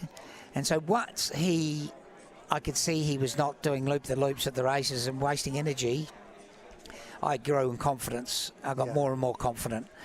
And before the start of the race, I was probably about the same as I normally am, not nervous. But the morning of the race, I was probably more nervous, hoping he would behave like he did. It was genius in your part to make sure you went to that trial. Oh, very important. Yeah. If he arrived and did that on race day, it would have been stressful. It would have been very hard to saddle him. Yeah. We had to basically neck twitch him to put the saddle on in the trial, but he was licking his lips on the big day. So was I. And we talked to Zach. I know you've talked to me about this, how Zach can play it down a little bit so the pressure goes off Zach. Yes. I did call him out the next time I interviewed him before the race. I said, don't BS to a Zach. And he was adamant that horse needed to improve, but he fooled everyone, basically. Yeah, look, a couple of things Zach didn't take into account. The horse had never seen the track before. Yeah. He's never sat that wide in his life. No. He sat up under the elms, basically. Yeah. And then he's a horse like a lot of good horses, especially when he doesn't know where he was. He needs a slap to wake up. Because it was a trial, we didn't want to slap him up. No. So he just rolled forward and switched off. Zach gave him 3 whacks in the race, 250 out, 300 out, and he responded, and then he wasn't hit for the last 150 metres. Yeah. So when the horse doesn't get sent a message on a track he didn't know, he was below his best in the trial, but the whole idea of the trial was, it's a trial. It was to bring him on. Yeah, there was no prize money at that trial. What about, so how many runs does he have this prep now? Yeah, so his next race, if he wins, which will be about $1.10, he goes into the international race equaling the all-time continuous wins, 16, which is Silent Witness and Golden 60. Yeah. So he goes into absolute rarefied air, and then he goes for the Triple Crown. So the whole prep will be a 7-run prep. The average horse in my stable has about a 12-run prep in a year in Hong Kong. So he's protected by the program, and then we'll rinse and repeat next year. So he's only had 16 runs. So I think physically, with the weight he's put on, he's still improving. And even I know when you went back for the second time, there was some challenges, and then Kane Rising came along, and now you're going to be nearly favourite to take out this premiership. Obviously, it's been a terrific turnaround for you as well. Yeah, look, I got up there in the middle of COVID, so I didn't get to meet my owners. No. Everyone was walking around in masks, or there was no owners at the races. So when an owner wants to sack you, it's very easy when you don't know your trainer, and they didn't know me. Then I had 40 horses leave the stable in a year and a half, which is a Hong Kong world record. I believe Jamie Richards has beaten it last year. Yes. So he tells me he's lost 48 over 2 years. So, but then once the mask came off and I was able to go out and meet my owners that I trained for, the ownership group stabilised. So when the horses weren't moving, you can train a lot more confident than develop horses, and we started to improve and started going from okay to very good. So the last, including this season, 3 seasons has been couldn't have asked for better, and in amongst it came K Ying Rising, which is like a diamond in the rough. And talking about training, you've been able to train the younger generation from a human perspective. Obviously what your boys have been able to do, the success that they've had at Lindsay Park, but they tell me that you've had a big impact on Jamie Richards as well. Jamie's a friend of mine, and he's Ben's age, and he was having a tough run there. There's no secret about that, and I just gave him a shoulder to lean on, really, and I'd just been through the same thing. I was a bit more mature, a bit older, and could handle it better. Jamie, it's a real correction when you've been cruising in Australia or New Zealand, and then you get there and get your ass kicked for 18 months. You need help, and he didn't reach out. I reached out to him, and we changed a few things, and his results have been fantastic this year. You can see when he walked through that hotel there at the Hilton the different swagger that he had compared to last year. He was a beat man last year. Yes, well, I looked at the results, my results from on this day last year, and I'm exactly the same. I'm second on the list and 15 winners. Jamie this year is 8 winners, and last year he was 1. So he was a beaten man last year. And Hong Kong's an intense place. It's like probably being the coach of Collingwood, and not in the 5, and not in the 8, and then when you get in the 8, the coach of Collingwood's the best job. But it'd be the worst job if you're not in the finals. Dave Eustace was explaining that to us yesterday. He's had a slowy start to the season. He goes, I'm training really well, but I'm not winning. Yes. He goes, I just got to keep to the process. But he goes, it's a difficult time when you're not winning in Hong Kong. It is. It's intense because you can't, in Australia, if you're having a bit of a quiet run, you place them easier. So you zip off to Bendigo or Benalla or Ararat or somewhere, and you get that soft win, or go to Adelaide, and then it's all forgotten. It's all on telly, and everyone thinks you're flying. Hong Kong, you've got Flemington, basically. And the only way you can get these horses to win when they're not good enough, you have to run them. So your strike rate's appalling. And then what they do is they drop a little bit and they get into a race which is weaker.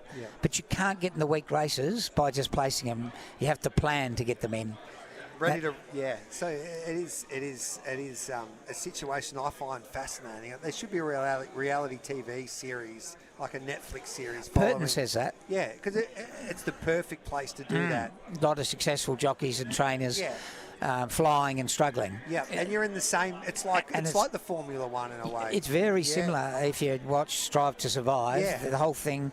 And what happens is there's outstanding jockeys go there, and outstanding trainers go there, and for one reason or another they get on the wrong side of the stick and they really struggle.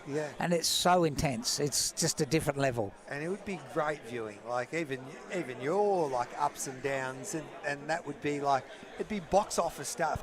Zach trying to get J-Mac off Voyage Bubble, etc. like that. Like, you would just watch it. It'd be very good.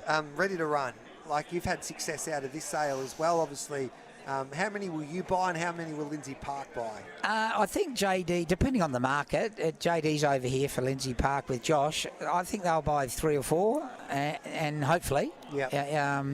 And the Hong Kong division will probably buy 3 or 4 as well. And we haven't started yet, but the lots are coming up. So, how does that go when JD wants one and Dad wants one? Dad normally wins. Prue's still the boss of Lindsay Park. Yes.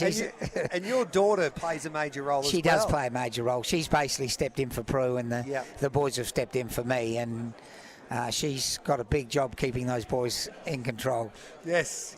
But they tell me that she's the heart and soul of the organisation. Yeah, well, she lives it on her sleeve. She's not a real racing girl, but she knows a lot about the business, and had an apprenticeship with Darley. And she stepped into Prue's role and works under Gareth, who's a Kiwi, who's our CEO, and Sophie's like a general manager, I'd say. You should be proud, super proud. And as Mick Price pointed out, he said, if I had to purchase shares in any stable, it would be the boys there at Lindsay Park. So have you got a winner for us in Hong Kong tonight? I've had 2 meetings without a winner, so I'm down on confidence. But got a horse, Barrier 1, called Amazing Gaze. Should be pretty hard to beat. And Zach's on one of mine called Off, and it's drawn Barrier 1. If you've got inform horses at the Valley drawn well, not a bad formula. And does Zach tell you when he wants to ride, or you tell him when he wants to ride? Have you got more power over him now because of Kane rising? No, look, we give and take a bit. We work in pretty well together, but Zach's got the choice of 975 horses, and I've got 70. Yes. So he gets offered so many horses. And he would ride probably 25% of my horses. Yeah. I would offer him probably 50% of them, and he doesn't want to ride them. So that's the way it is. But he loves getting on a horse dropping in class in form. That's the Zach special. Thanks very much for joining us, David. And everything you've done for the game, especially that Everest week. And I reckon a lot of my media colleagues would say it as well, but the racing fan on the text message, what you and Zach did for Australian racing was, you can't put a price on it. And I think our sport is very lucky to have participants like you. So thanks for everything that you do for this great game, and we look forward to seeing you next year for another Everest tilt. Exactly, and hopefully you can get up and watch him equal the record in the international race. I'd love to go there. I've got to try and get Mr. Hong Kong to send us up there, but hopefully we'll get up there and have some fun. Yeah, it's a great carnival. Yeah, thanks, David. There's the champion trainer, David Hayes. We'll take a break and we'll come back with plenty more this Wednesday morning.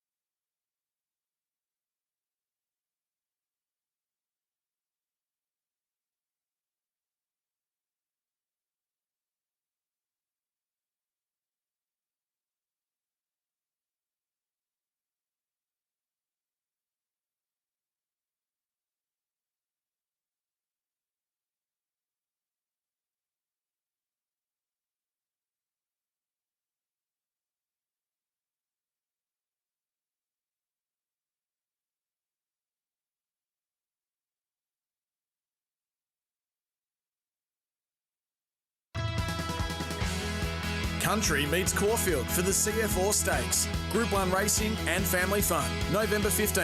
Tickets at Ticketek. Live across Australia on SEN Track. Giddy up with Gareth Hall.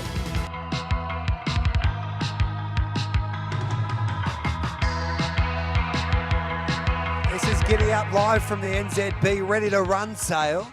It's been a pretty handy start according to the CEO of NZB, Andrew Seabrook. This man is one of the, I'm a bit biased, but I reckon he's the number one journo in the racing game these days, especially when it comes to the breeding business. From the straight.com.au, the boy from Wagga Wagga, Tim Rowe, joined us. G'day, Tim. Thanks, Gareth. How's things, mate? Oh, it's good to be here, isn't it? It's a lot of fun. It is great to be here. After such a busy spring carnival, we come to this sale, and it seems to be getting bigger and better each year, basically.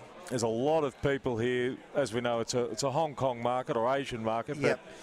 but there's a lot of Australians here, as I'm sure Andrew Seabrook would have told you. It's hard to ignore the success they've had out of this sale with a lot of good horses, so they keep coming back. And I mentioned this a couple of years ago when we've been at this sale, is that I reckon the mindset of especially owners, they're changing a little bit, I reckon, to these type of sales now compared to the yearling sales.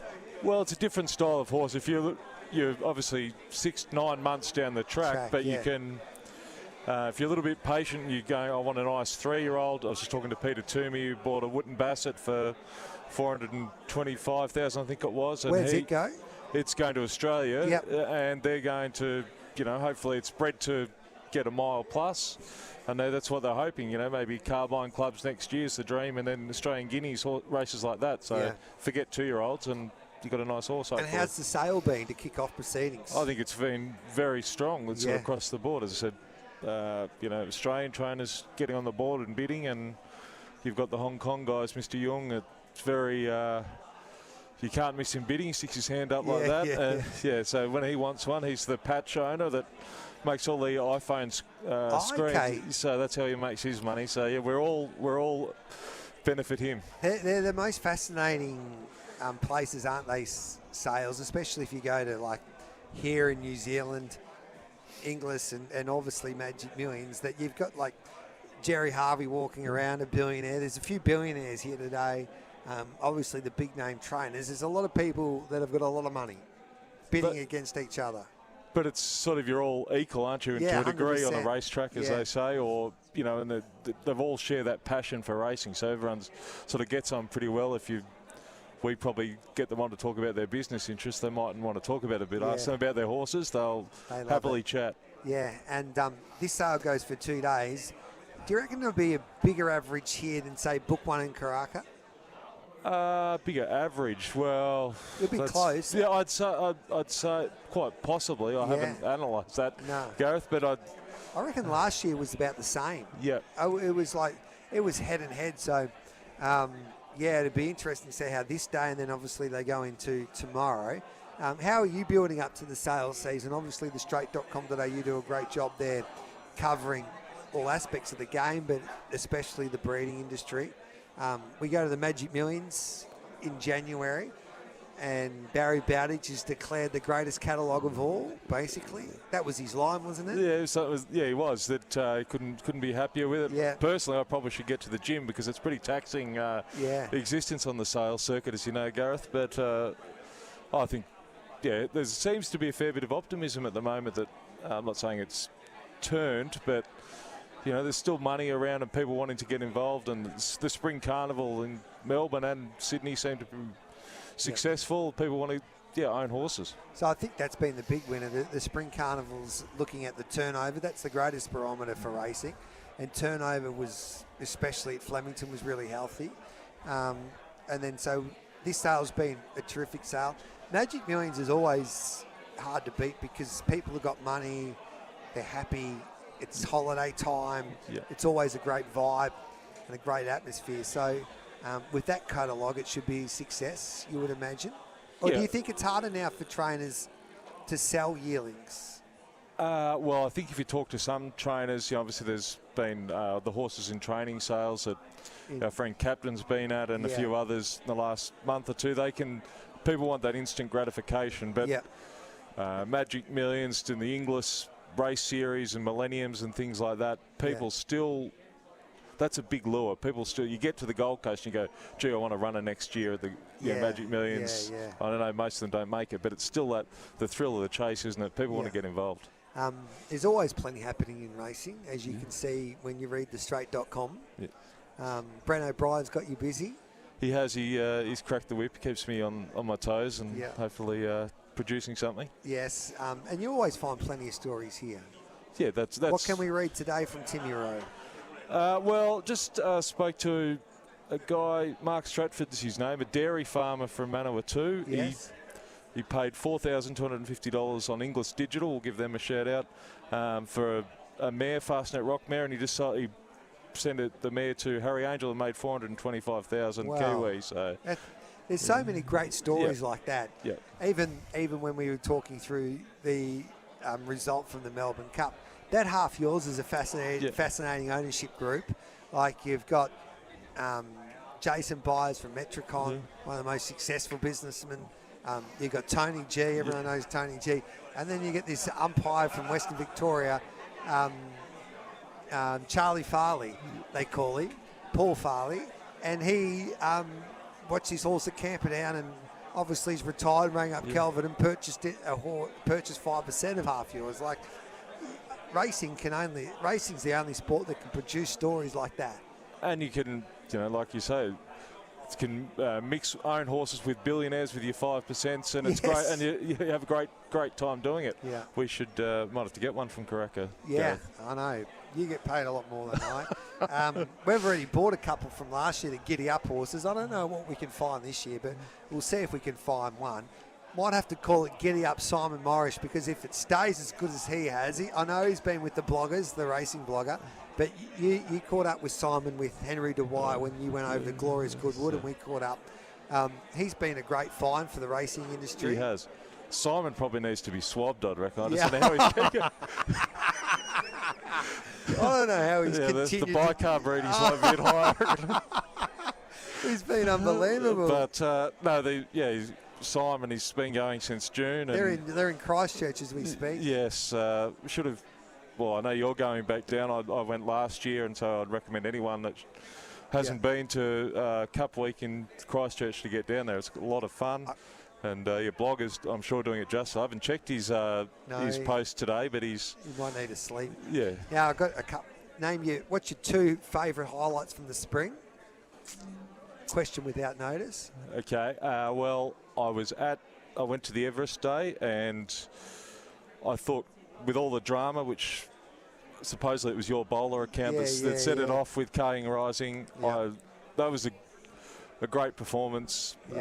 Whether he's at his best or not, it doesn't matter. He won well, and Zach hamming it up, and all that. I think it was a great race. It is a great race day, and without getting political, you don't need to compare race days. Flemington and Melbourne was great, and Caulfield was great. So Moonee Valley delivered. What else? Look, Observer he's just a very, very good horse, isn't he? I think. Yeah, the Derby winner. Yeah. It'd just be interesting to see where he can go in the autumn as a mile, 2,000 metre horseman. Does he end up in a Queen Elizabeth taking on older horses? So that's why I'd like to see him do that. And Godolphin have got some 3-year-olds, haven't they? It'd be interesting to see what Andy Mackiff and Jason Walsh do when they sit down and work out a plan for all of those horses, because they don't want to be clashing, but everywhere you look, they've got superstars from middle distance to sprinters in that 3-year-old division. So, and I saw James Cummings buying horses today. Got a completely different game face these days, James, than he did when he was at Godolphin. Obviously, he's the man now. He's got to make all of the decisions. So it was great to catch up with James. And you'll be back here in January? Yes, all going well. I'll definitely be here. If you had to go to one carnival, what would it be, Magic Millions or Karaka? Well, given I'm in New Zealand at the moment, I do love Karaka Millions. It is a lot of fun. 100%. Hey, Timmy, we can read all of your work on thestraight.com.au. We'll catch up with you throughout maybe tomorrow as well, but we appreciate you coming on Giddy Up, and we better let you get back to work. I'll make sure you get away from the bar nice and early tonight, Gareth. I know, I was well behaved. Don't listen to Timmy Rowe. He's thrown a few under the bus today. Good on you, Timmy boy. Right. There's Timmy Rowe from the Straight. We'll take the news. We'll come back with Tassie Time's not far away. We'll catch up with all of the latest racing news in Tassie with Matty Reid.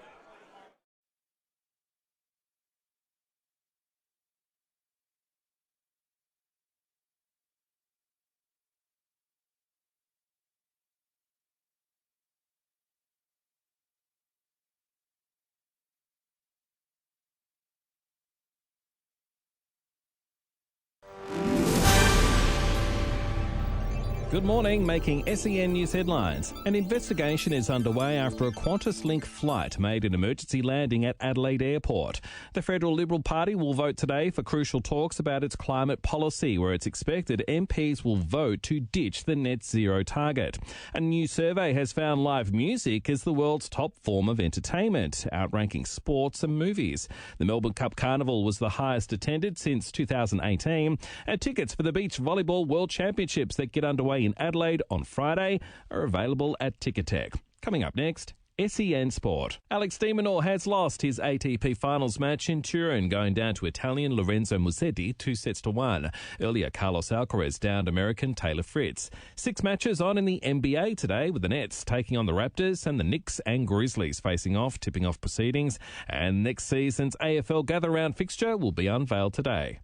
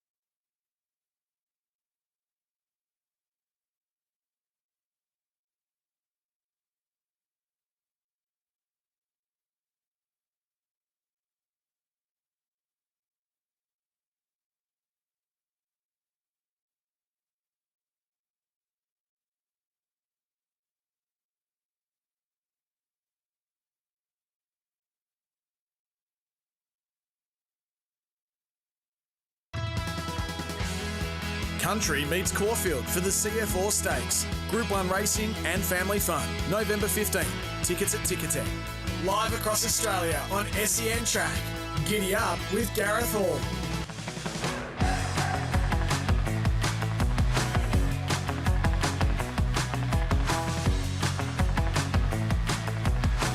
Welcome back to Giddy Up. Gareth Hall with you. A lot of text messages coming through. What's the best time of year to purchase shares in a horse? That's a good question. Like the Ready to Run sale, we've had success here with a few mates. It's always good fun because you get them racing hopefully within 6 months. As Mick Price pointed out, there's a lot of trainers that have got 2-year-olds now that they're trying to sell, and they're on their website that are nearly ready to run. And I know a lot of stories when the last 10 or 15% of a horse that's just been sold, they turn out to be very good horses. So, or you can be like Charlie Farley, who purchased that horse in half yours after watching it camper down and then finding it was for sale online. Like, you can get lucky, your gut instinct. So it doesn't really matter. You just need a little bit of luck. David Hayes, what a great listen. Wish I could afford to own a share in any Hayes-trained horses. They are so good for racing. Giddy up. That's from Posty Troy. Does Dave have any plans to train back in Australia at some stage, or is he going to see his days out in Hong Kong? I talked to him about that off air, and he said that basically he will see out his time in Hong Kong and then he won't ever train back in Australia. I reckon JD Hayes is a good chance. Obviously, he's got to prove himself to the people in charge there at Hong Kong. But if you're a betting man, he'd be a short price favourite to get a contract, I reckon, in Hong Kong. And what I reckon they will try and do anyway is that David will come back to Australia, retire, and then JD will take his place in Hong Kong. But JD is very keen to get to that part of the world. Could Kaying Rising be a chance to stay in Australia for a little longer next year and have a crack at the champion sprint at Flemington after the Everest? I think they'll go straight back. I think it'll be the same plan as what they're doing right now. Gareth, please ask, where does Mr. Brightside fit within the Hayes dynasty? Top 5? It's a good question, Rob. He's definitely top 3. It's Better Loosen Up. I think Brightside might have even surpassed Better Loosen Up. Kaying Rising not far off. And I think they're going to give Mr. Brightside an opportunity to come back in the autumn.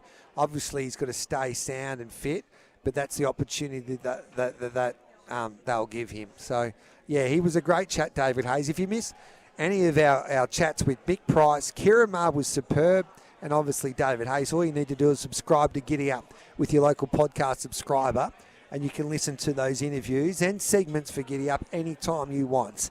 It's 10:36. I'll take a break. I'll come back with Tassie Time, and Matty Reid will join us with the latest racing news from Tassie.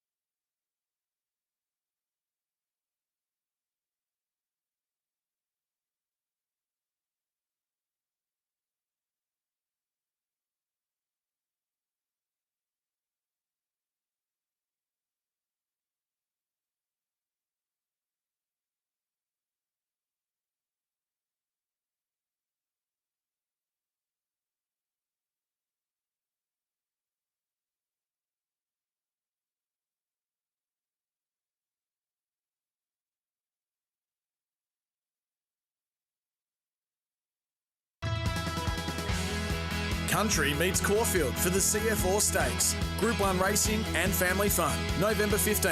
Tickets at Ticketek. Live across Australia on SEN Track. Giddy up with Gareth Hall.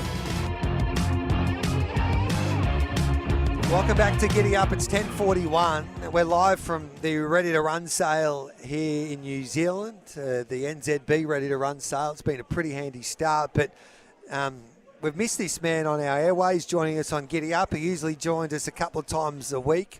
I speak of the one and the only Butch Castles, who's a famous name in this part of the world.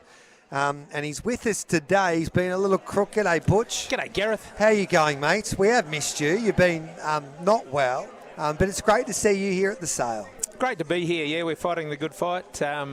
Diagnosis of bowel cancer, and then we're through 5 lots of chemo, starting the 6th lot tomorrow.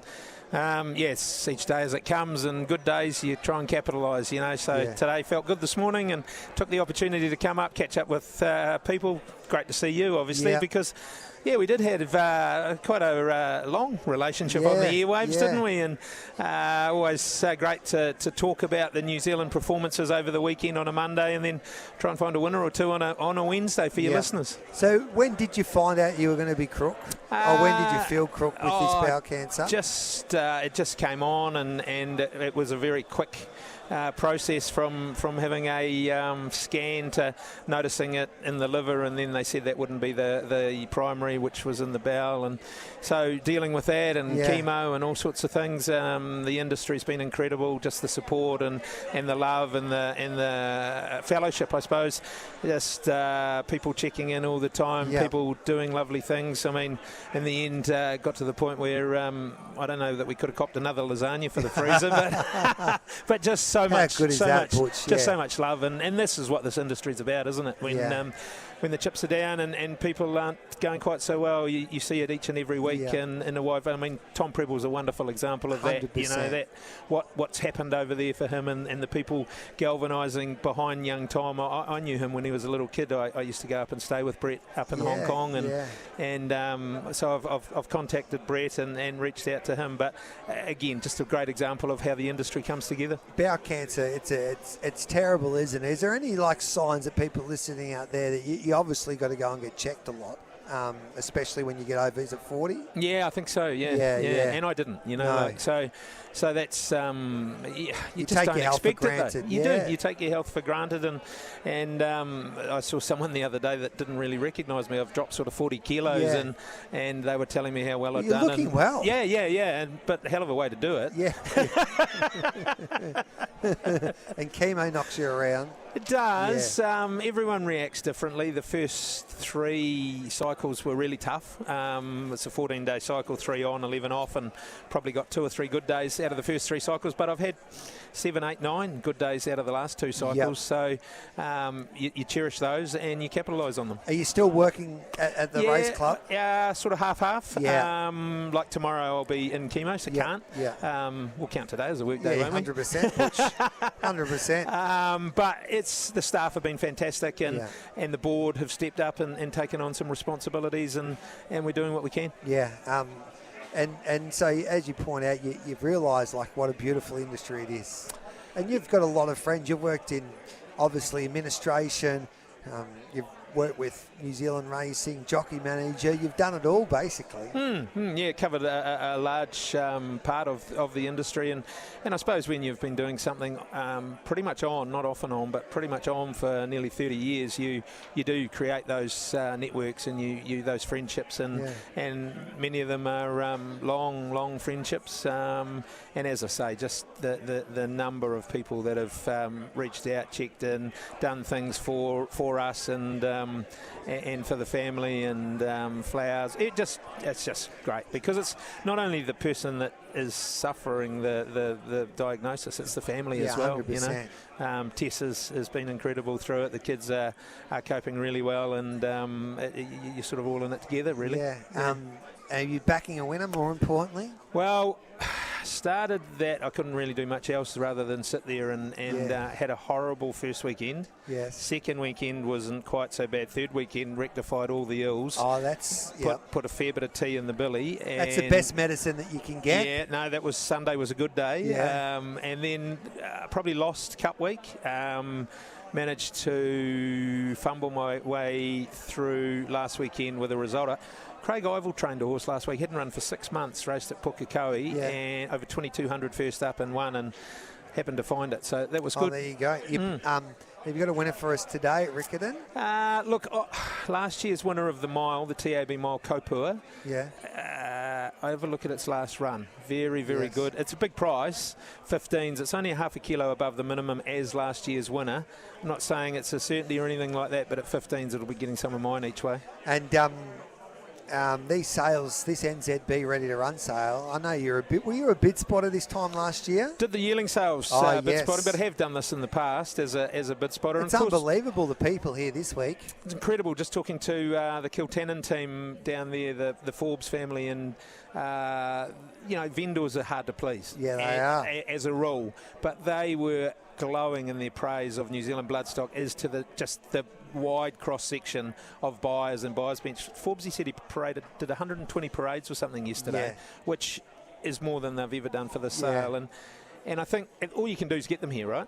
All you can do is get them on the grounds. Yeah. And someone was trying to tell me 19 of the 21 Hong Kong or some crazy number of Hong Kong trainers percentage-wise here. And, of course, we at Waikato Thoroughbred Racing are a part of this because we host the breeze-ups. Yes. And it's great. Buck Cowan, our track manager, and track staff are up here today to follow it through to completion because they prepare the track, the horses breeze up, and then they're sold here. But so the guys have come up today to see how it all sort of finishes. Have you got one for us?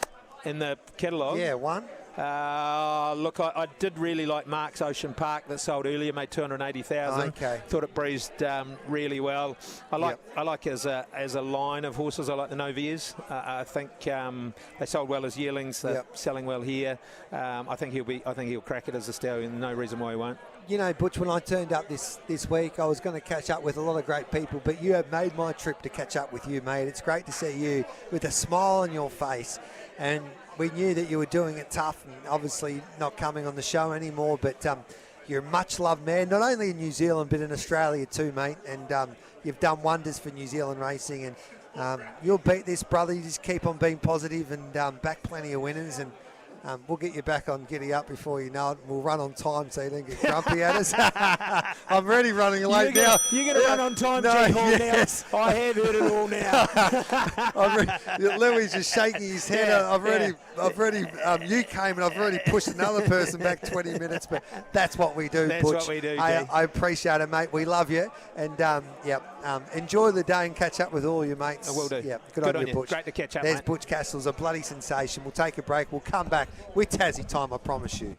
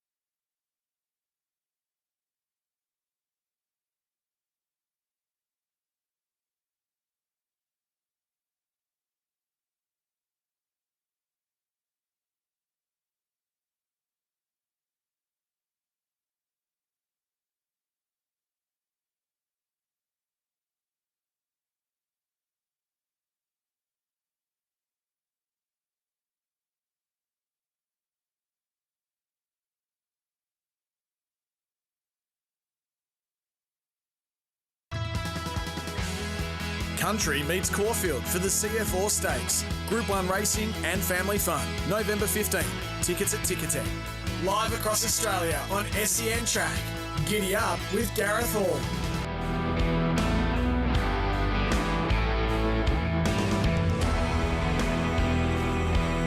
Welcome back to Giddy Up, live from the Ready to Run sale there, thanks to NZB.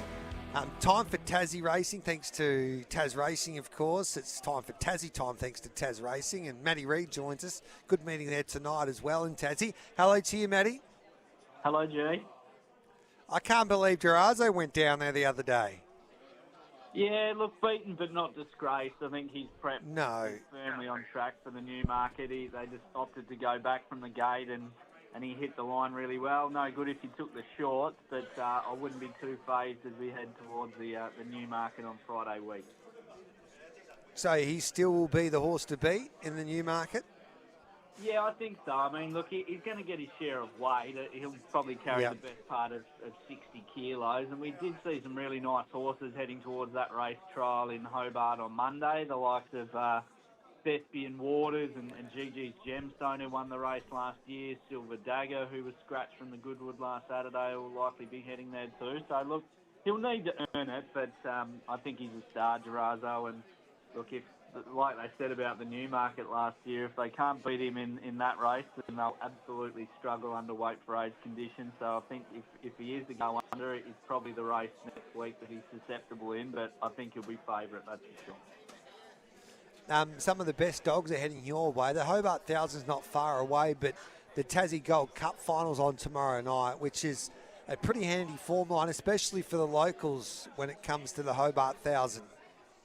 Yeah, you're not wrong, Jay. It's a good race, that one. I think we're about pretty much bang a month on from the Hobart 1000, and it's a beauty. Appenzell is probably the dog that we're all watching heading into the Tassie Gold Cup tomorrow night. He's got box 3. He's had 12 starts in the States since he joined Mickey Stringer, and he's won 10 of them. He was easily the most impressive in the 2 heats last week, and I think he'll be winning tomorrow night, and yeah, he'll have to be a massive chance. Probably the best of the Tasmanian trained locals for the Hobart 1000, but as we know, there's always a big contingent of interstate dogs that comes over, so we'll watch that unfold over the next few weeks in terms of who bobs up, but really excited to see Appenzell and hope he can get the job done, because I think he's a big chance for that Hobart 1000 next month. What about some winners at Launceston tonight, if that's okay? We'll definitely do our best for you, G. Race 5, number 1, Erindale is my best bet on the program, and he's been absolutely trucked this morning. He's first up tonight for Barry Campbell. He's on Devonport Cup path. He's won 4 of 6. He's had a couple of ripping trials. The stable's absolutely flying. He's got a lot of really good horses in his stable, Barry, and I think Erindale's one of them. So we're making him our best tonight in the first leg of the quaddie, race 5, number 1. Right then, so race 5, number 1, we should have got you on earlier when the $6 was on offer. What's your next best? We're going to go to the last race, G. Race 8, number 1, Flying Billy. It's only a field of 4, and he's the outsider in the field, is Flying Billy, but I'm not sure he should be that long in the market. He's had a little bit of a freshen. He went to a new level last preparation. He won 3 straight in Hobart. I just like this match set up for him. I think he's going to have the drop on the 2 leaders, Doris Admir and Popalita. And if they can undo each other, then Big Billy will be waiting on their hammer to get over the top. He's the outsider, as I mentioned, in the field of 4, and I think he should be much shorter. So we'll make my next best race 8, number 1. And your best value? We'll go at the other end of the program, G. Race 1, number 6, Nikolsky. She's a former South Australian. She's now with Mark Gandon here in Tassie. She's had a handful of trials in readiness for her first up run. I like the way she's hit the line in all of them. She's got a few gear changes, and I think she'll be ready to go first up, and we're shopping about 14 or 15 bucks. So I'm hoping she's not too far back, because if I think she can be, then she might be able to get over the top. Rail +7 tonight, so it'll probably suit on speed, but hopefully Nikolsky can get us away in the opener, race 1, number 6. It's good on. Good on your snap. I'll watch tonight there on the website, Taz Racing website. You'll be in action, no doubt. No, Cole and Jace with them, a night off for me. All right, then. You have a night off, mate. When you're the boss, you do what you want. Good on you, brother. Thanks for that, Matty. Mate, talk soon. There's Matty Reid with Taz Racing's Tassie Time on this Wednesday morning. It's 11 o'clock. Bag of tips coming up next.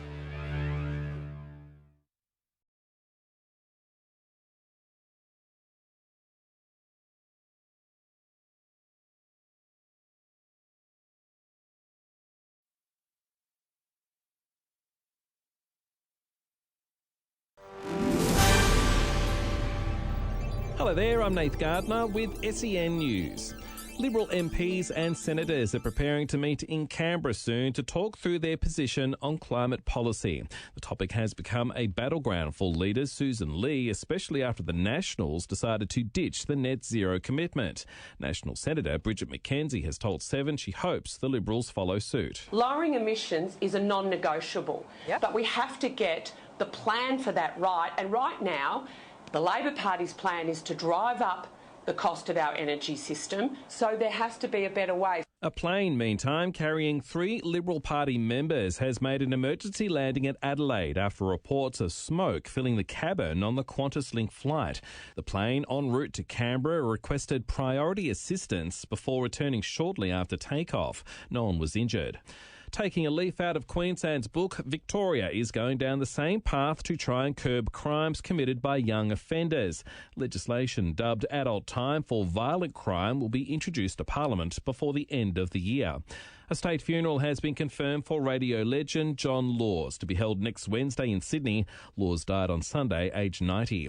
AC/DC fans are gathering in Melbourne with the legendary Rockers to perform at the MCG tonight to kick off its Australian leg of a world tour.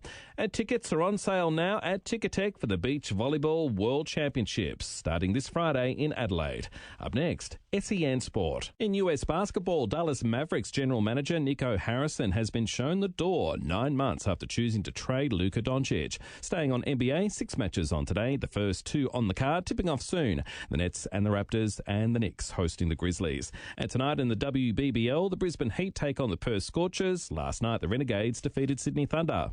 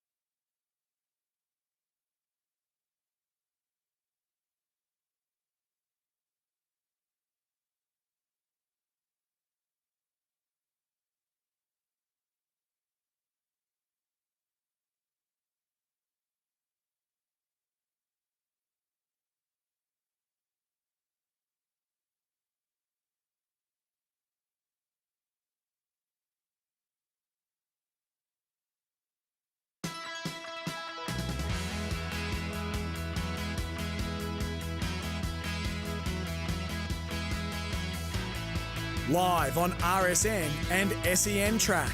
This is Giddy Up with Gareth Hall. The Giddy Up Bag of Tips for Oz Equipment Rentals. Supplying equipment to the construction, mining and roadworks industries. OzEquipment.com.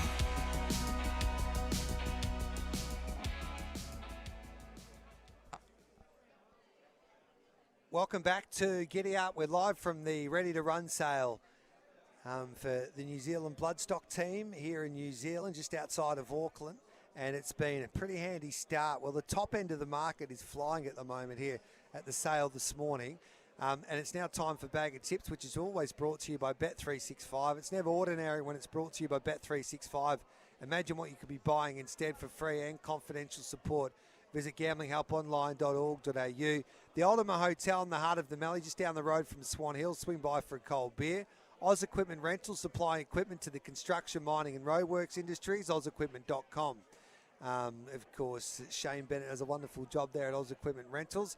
And it's now time to catch up with Sam Bennett from the MRC, because we're back at the Heath track on this Wednesday. And the weather and track update thanks to the Synergy Painting Group, where quality meets affordability. Sam, hello to you. Hey, Gareth, how are you, mate? Good, thank you, mate. Back on the Heath track today. Yeah, that's right. Well, hoping for a little bit warmer conditions, but typical Melbourne, it's a little bit cool. So we'll kick off on a soft 6 this morning with a going stick of 7, penetrator 6.4, and shear of 9.8 and 25% moisture. So the track's in good health. Certainly walks well. Just wary that the fact that the warm season turf hasn't quite kicked off just yet. So I do expect that horses will get their toe into it. And it gets pretty busy now for the Heath over the next 3 or 4 months. Yeah, that's right. Yeah, not as busy as last season, but certainly we're racing on it next Wednesday, and I've got trials on it the day after. So it'll certainly come into its own as the weather warms up. And from what we saw last year, were really pleasing results. It was able to sort of to handle a lot of that horse movement. So just need those temps to start building up, and we'll all be happy. What's the weather look like today? It's saying a top of 19. It is overcast at the moment, and we've got sort of pretty consistent winds there from the sort of south to southwest. So 15 to 20 k's. It is consistent. Nothing that's going to dry the track out, but something to keep an eye on throughout the days. Beautiful. Any wind conditions to report? I can hear it in the background. Yeah, that's right. Yeah, so like as I said, 15 to 20 k's. So it is consistent. It's a bit of a diagonal wind over there. The sort of front right shoulder and the front straight. I wouldn't, unless it really kicks up, I wouldn't think it's going to impact racing too much. And as I said, it's not. I wouldn't imagine it'll dry the track out too quickly. All right, mate. We appreciate your time as always, Sam. Thanks for that. Thanks, Gareth. There we go. There's Sam Bennett with the track update there at Caulfield today. We're racing on the Heath track. Now, just having a look at our boost horse today there at Sandown. It comes up in race number 5. And it is horse number 13. That's Touchdown for Lindsay Park. They've given this horse a good push today. 420 into 340. We are getting 420, the boost horse is. So 420 Touchdown. Now, that is on offer up to 12 o'clock today. Let's get some tips from our experts.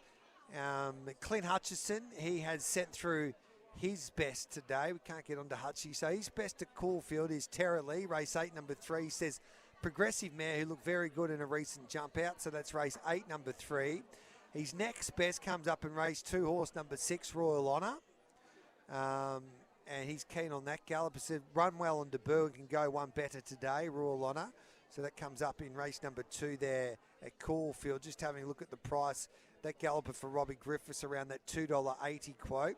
And his next best in his value is race 4, horse number 3, and that's Xenia. So that's at $4.20. Xenia for the McAvoys and Harry Coffey. In fact, it's Blaze Away that he's tipping for Claire Patterson, I should say, and Lockie King. So that's horse number 3, race 4, number 3 is his best value. His quaddie, first league race 5, 4, 5, 6, 11, 13. So that's 4, 5, 6, 11, 13. Second leg race 6, 6, 10 and 11. 6, 10 and 11. And third leg 5, 6 and 9. So that's 5, 6 and 9. And the final leg 3 and 1. So first leg 4, 5, 6, 11, 13. Second leg 6, 10 and 11. Third leg 5, 6 and 9. And then the fourth leg 3 and 1. Mitchie Lewis, he likes a couple today. Chugui, race 4, number 1, is his best bet. He likes race 5, number 6, Lady Potato Head each way, race 5, number 6. And he's keen on Prince Tycoon for First Light Racing. That's race 7, number 6. So race 4, number 1, race 5, number 6, race 7, number 6. And Miles Fitzner, he'll be on SEN track along with David Taggart this afternoon. He's keen on race 2, number 6, Royal Honour. And Chugui as well, race 4, number 1. So race 2, number 6, and race 4, number 1. So that's a look at Caulfield today on the heat track with our experts and their best bets, and of course Clint Hutchinson's quaddie there. 9 minutes past 11, we'll take a break and we'll come back with more of Bag of Tips next.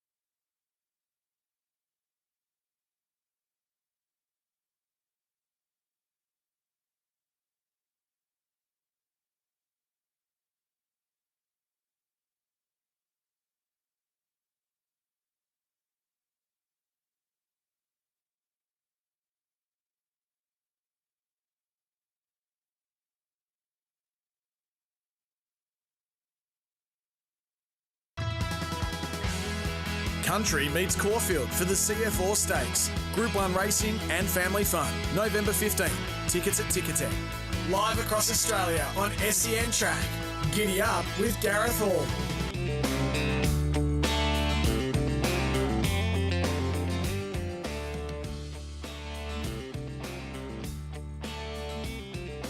Welcome back to Giddy Up. It's time now for a look at the other meetings around the country. Dean Watling joins us now because he's done the form for a rare Wednesday meeting at Rose Hill. We're on a good 4 fine conditions, 7 races. And Dean Watling's ready to go. G'day, Dino. Morning, Gareth. How's NZ? Good, thank you, mate. How do we back a winner? Couple of races really want to aim up on race 1, 2 and 3. They're all maidens or handicap races. The first going to kick off, race 1, number 8.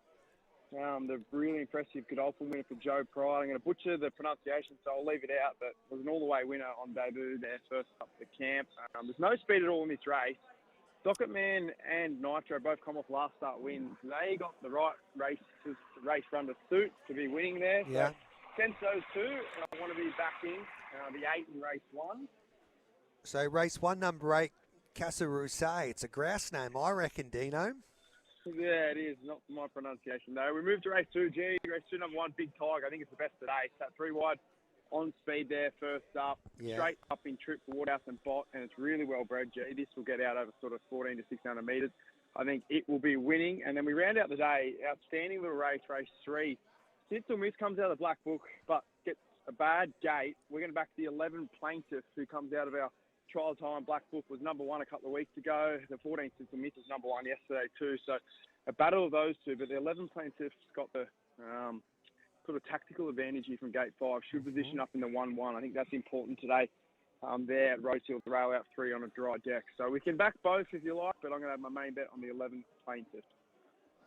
Yeah, Peter Snowden's in great form. Plaintiff takes on Stitzel Miss. So a few of your triallers are competing today from your top 5 trial black bookers in recent weeks, Dino. I know. I wish, obviously, race 3, I wish they sort of split themselves up. I think we could have 2 winners there, but hopefully we back the right one today, G. And also Friday, Canterbury's back, and we see my horse, Flint, back at the races too. So plenty out of the black book. We can get, hopefully, a couple of winners out of the top 5 over the past couple of weeks. Good on you, mate. Thanks for that. Thanks, Jim, man. Check out racingqueensland.com.au for where Queensland is racing today. Today they're at Eagle Farm, and Chris Nelson, who's been in splendid form, joins us. Hello to you, Chris. Hello to you, Gareth. Yeah, we're racing at Eagle Farm. It does say soft 5 this morning, but you can forget about that. It'll be a good 4 by the time we get to the first race. Where do we start with your place? We start in that first race, race 1, number 2, the Pool Boy, who won on debut at Casino back on the 30th of May. I thought that win was a good, strong win. Look, he's had plenty of trials either side of that. He's had a couple of lead-ups leading into today. Interestingly, all his races and all his trials have been on rain-affected ground, so this will be the first time that he tackles something firmer. But I don't think this is an overly strong field. And if the money continues for him, I think he's got a great chance. So race 1, number 2, the Pool Boy, the first of the bets. Race 4, horse number 6, Dial Day, who I have tipped both starts this preparation. Now, the basis for that was her first campaign where she ran on quite well in a couple of races. She resumed and then they led on her, which was most odd, and she didn't finish off. Second time around Eagle Farm on a Saturday, in a much tougher 3-year-old race, she was ridden back and she finished off well. So today, gate 1, don't expect to see her lead, but expect to see her better than midfield, and we know she'll finish off race 4, number 6. And then the last, race 7, best form in the race, clearly. She just has to carry the weight, and that is number 1, Little Genie. Placed at her last couple. The latest of those was in Saturday company. She did carry 58-2 back when beaten, but not by far, and she carries 59 today. So we'll back her each way. Race 7, number 1, Little Genie. Sound confident, Chriso? Yeah, reasonably confident, as long as the weather stays dry and the tracks stay good or firm, whatever they may be. Gareth, I'm always confident. When the rain falls, I lose a bit of confidence. So we're at one day, like that track, I've never seen a track play like it did like at Eagle Farm there the other day. It was lightning. Yep. Firm 2, 4-track records. Very interesting. They've been pumping the irrigation on this week. That's why it's come up a soft 5 today. But as I said, the wind's blowing pretty strongly and the weather's quite warm, so it'll dry out really quickly. All right, good on you, Chriso. Thanks for that. Thanks, Gareth. Have a good day. Same to you. Mick Gannon joins us to go through his selections at Rose Hill. Hello, Mick. Yeah, g'day, G. I'll rip through these nice and quick for you. We'll go to race 2, number 1, Big Tiger. Just race wide on debut without cover. Steps up in trip here. Should be very hard to beat. Rolls 40 to imagine with Timmy Clark aboard from barrier 3. And we'll give you a huge sight. Race 2, number 1, Big Tiger. Take you to race 5, number 8, Autumn Tree. He rides here second up a solid Hawkesbury 1400 metre run and goes to 1500 metres here. Looks well suited. Few speed influences in front. Might need a bit of luck late, but I think race 5, number 8, Autumn Tree, should be too good for them. And race number 6, horse number 5, Agita. Mixes its form, but this is a very winnable setup for it now. Rolls forward, sits top 3 and should be too good for them late. Race 6, number 5, Agita. Beautiful. So race 6, number 5, Agita, around 360 there with Bet365. Anything out wide today, Mickey, or are we just staying at Rose Hill? No, we'll just stay at Rose Hill today, G. Keep the powder dry and get set for a big weekend of racing. Good on you, mate. Thanks for that. There's Mickey Gannon. Peter Anthonys joins us. We've got an 8-race program at Belmont this afternoon in the West. Hello to you, Pete. Yeah, morning to you, G. Hall. Looks a pretty skinny meeting for the most part. The market looks hard to beat. Lots of favourites thereabouts in the market, and it's just a case of trying to find one that looks a little bit vulnerable. I thought in race 4, Sam's Unlucky, he's been up for quite a while, the 3-year-old, but keeps running consistently. I just thought the splits late last start, despite the excuse, were probably down on what we'd seen previous. So that's the race I'll try and pick on. William Pike jumps on Flinders Lane for the first time. I think his strike rate, or the combination of Josh Brown, they've combined 14 times with 6 wins. So Josh tends to put him on when he thinks he's got one that can win. And I think Flinders Lane is going in arguably career best form. She was really good last start going through the line, and I thought at the price, Pike on board, why not get involved? Race 4, number 6, that will do me for the day, G. Beautiful. Some news coming through from New Zealand this morning when we had a chat to Kira Ma that Benedetta will be on that flight. He just mentioned, you would have seen her at Flemington on Saturday. He mentioned that Jamie Mallon pointed out that she travelled sweetly into the contest, but just couldn't go when Jamie asked her on that heavy track. She might have not been ready for a tough run like that on a heavy track at that time of her preparation, but looks like she's come back okay. She wouldn't be like, she's $11 with Bet365. She'll go to the Gold Rush as well. If she can find her best, she'll be competitive, all right. Yeah, I would have thought so. Look, she's obviously been a pretty talented horse in her heyday. I actually thought her coat on Saturday suggested she was just improving, just about to turn the corner. So I don't mind that, G. And those horses that can build momentum and use that sprint late at Ascot, they can be lethal, especially the way the track's playing, just really even at the moment. So look, the more depth to that Winterbottom, I think the better. So Giddy kicked 310, overpass 375, Joker's Grin 450 in this morning. Benedetta now into 850 with Bet365 from 11. I had a chat to the great man Stephen Wolf there yesterday. Wolfie about roped them in, and I asked him what his thoughts were regarding, does he go to Winterbottom or does he go to Arawa? And he's still undecided. He says he just doesn't know. He's such a difficult horse in a way to place like that, because he says that like he should have run second in a Winterbottom last year, but he handles the mile. His best distance will be the Gold Rush. So it's a good situation in a way to be in, but it's also a little confusing. And he will leave it to the last minute. So right up to early next week when they have to accept for a railway. I'm not surprised by that either, G. I mean, obviously the Winterbottom's going to look like it's the stronger of the two races just in terms of depth at the top. The Railway just looks wide open, so I could absolutely understand the temptation to try and target the Group 1 handicap as opposed to going to wait for age against, Overpass, Giga Kick and, even now Benedetta and Joker's Grin. There's a whole heap of them there. But the Railway and the Gold Rush, they look the two vulnerable races this year that might just have a little bit less depth to them, especially the Gold Rush if Giga Kick doesn't hang around for that. So, yeah, it's a lot of temptation on the line there for the Wolfgang. Yeah, all right then, mate. We appreciate your time as always. Cheers, Gareth. There's Pete Anthonys looking at Belmont. Luke Ovanessian at Rose Hill likes race 1, number 4, Socket Man. Race 2, number 6, War King. and race 6, number 5, Ajita. So race 1, number 4, race 2, number 6, race 6, number 5.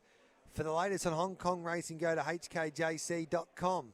Tom Wood joins us. G'day, Tom. How you going? We've caught up with half of the Hong Kong, not half of the Hong Kong training fraternity. In fact, the majority of them are here in your home country for this ready-to-run sale. Yeah, they'll be down there for sure, and the ATs will be holding the fort tonight. The assistant trainers for the trainers at Happy Valley tonight, and yes, that sale was very, very popular with the Hong Kong buyers last year. Danny Rolston's taken a whole crew of owners down there as the owners liaison and international sale managers. So I'd expect some big prices to be mopped up there, certainly down at Karaka today. We had James McDonald on. He said that Romantic Warrior felt enormous there yesterday. Yeah, he's been trialling it really well, Romantic Warrior. So can't wait for him to step out Sunday week, of course, in the Jockey Club Cup. And then all roads lead to the second Sunday in December. And then after that, it sounds certainly like the Middle East is definitely on the radar again. Yeah, and Kane Rising, don't bother turning up because David Hayes says he's just jumping out of his skin again. Yeah, can't wait to see when he steps out again next weekend as well. Obviously, all of the big names will be out racing next weekend. And talking to David the other day, he said the horse has absolutely thrived since coming back from Sydney. So never know, that trip certainly could have been the making of already a very special horse. Now, if I gave myself $100 today after talking to these Hong Kong trainers, this is what I'll do, Tom. I'll see if you can agree with me or not. I would have $75 on David Hayes' horse in the third race, Amazing Grace. Race 3, Race 3, number 4. And then I would wait for another one of Hayes' horses because he hasn't had a winner for a couple of weeks or couple of meetings, he said. And he said he'll definitely get a double. And I don't know how you pronounce that horse, race 7, number 1. Purton rides from an inside. Chateau Neuf, back in class. So that'll do me, mate. How do you think I've gone? Yeah, I've got Chateau Neuf in at race number 7. I've got him in for a second. Actually put King Mike and made him my best bet last time and he saluted. So feel obliged to stick with him. And then Amazing Gaze goes around in the second event, or the third event, I should say. He's certainly a big chance there from barrier number 1. I've got him on top. So I don't think you go too far wrong there. I saw Hazy on Sunday. I said, how's things? He goes, nothing that a winner won't fix. So he's hanging out for one. David, we caught up with David Eustace and he says, mate, I feel like I'm Greg Chappell at the moment. I'm batting really well, but I keep nicking the first slip, basically. He's had a slow start to the season, but it'll turn around for Dave Eustace. I think it could turn around tonight. He's got one in the 8th race called Charity Gain, who has 1 second up. He's 1 from 1 second up, meets the first 2 that beat him last time out, better off at the weights, and I think he's a big chance in race 8, number 10, Charity Gain. Beautiful, mate. What are you backing today?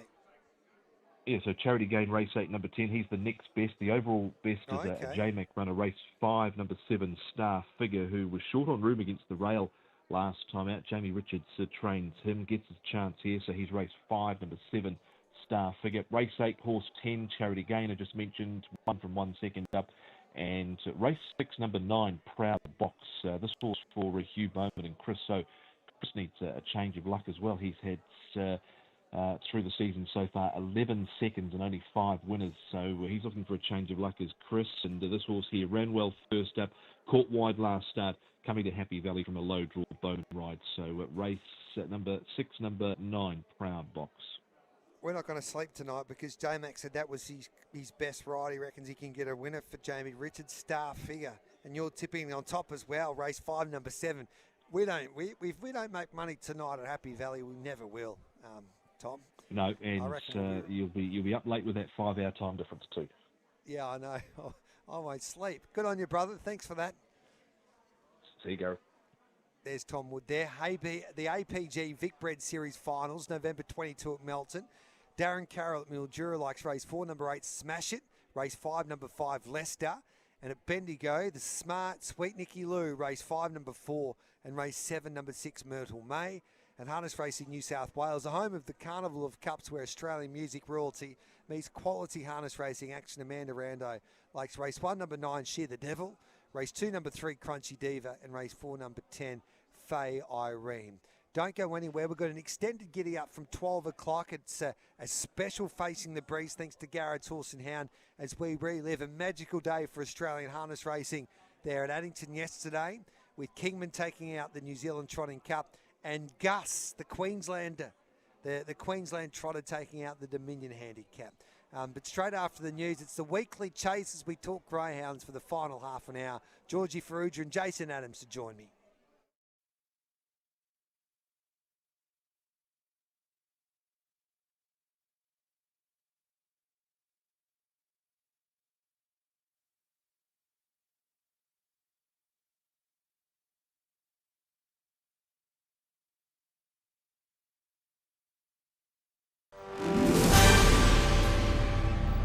Good morning. Making SEN News headlines. An investigation is underway after a QantasLink flight made an emergency landing at Adelaide Airport. The Federal Liberal Party will vote today for crucial talks about its climate policy, where it's expected MPs will vote to ditch the net zero target.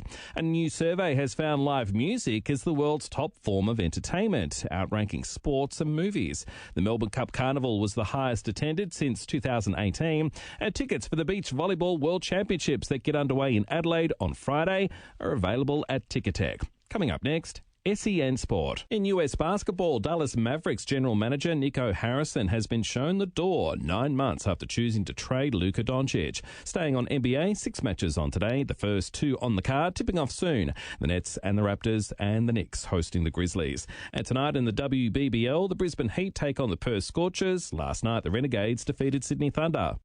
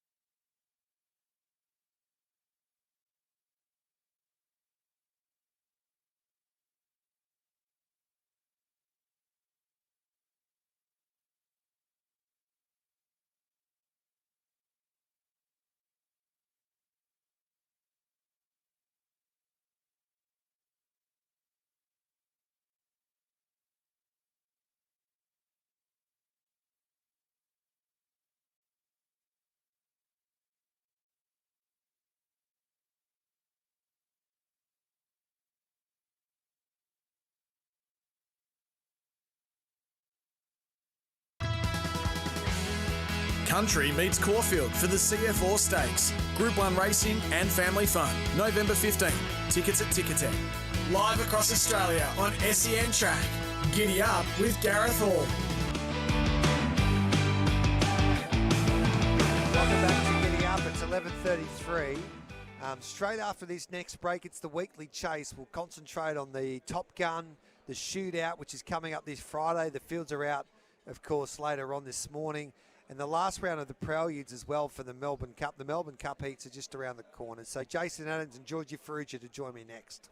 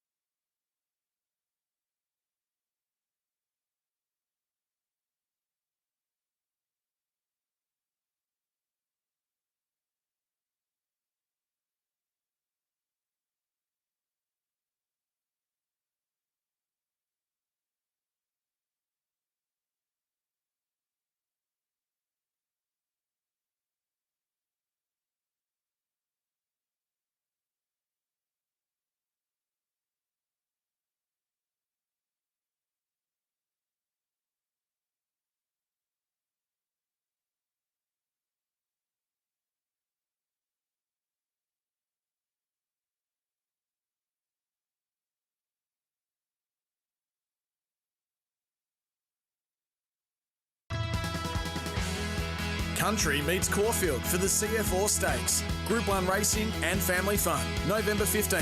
Tickets at Ticketek. Live across Australia on SEN Track. Giddy up with Gareth Hall. Time for the Weekly Chase with Jason Adams and George Ferrugia.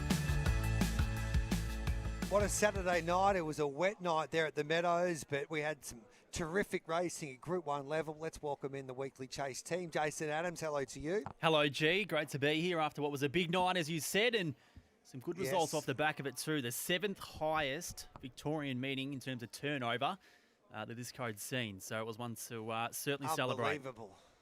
And Georgia Ferrugia, hello to you.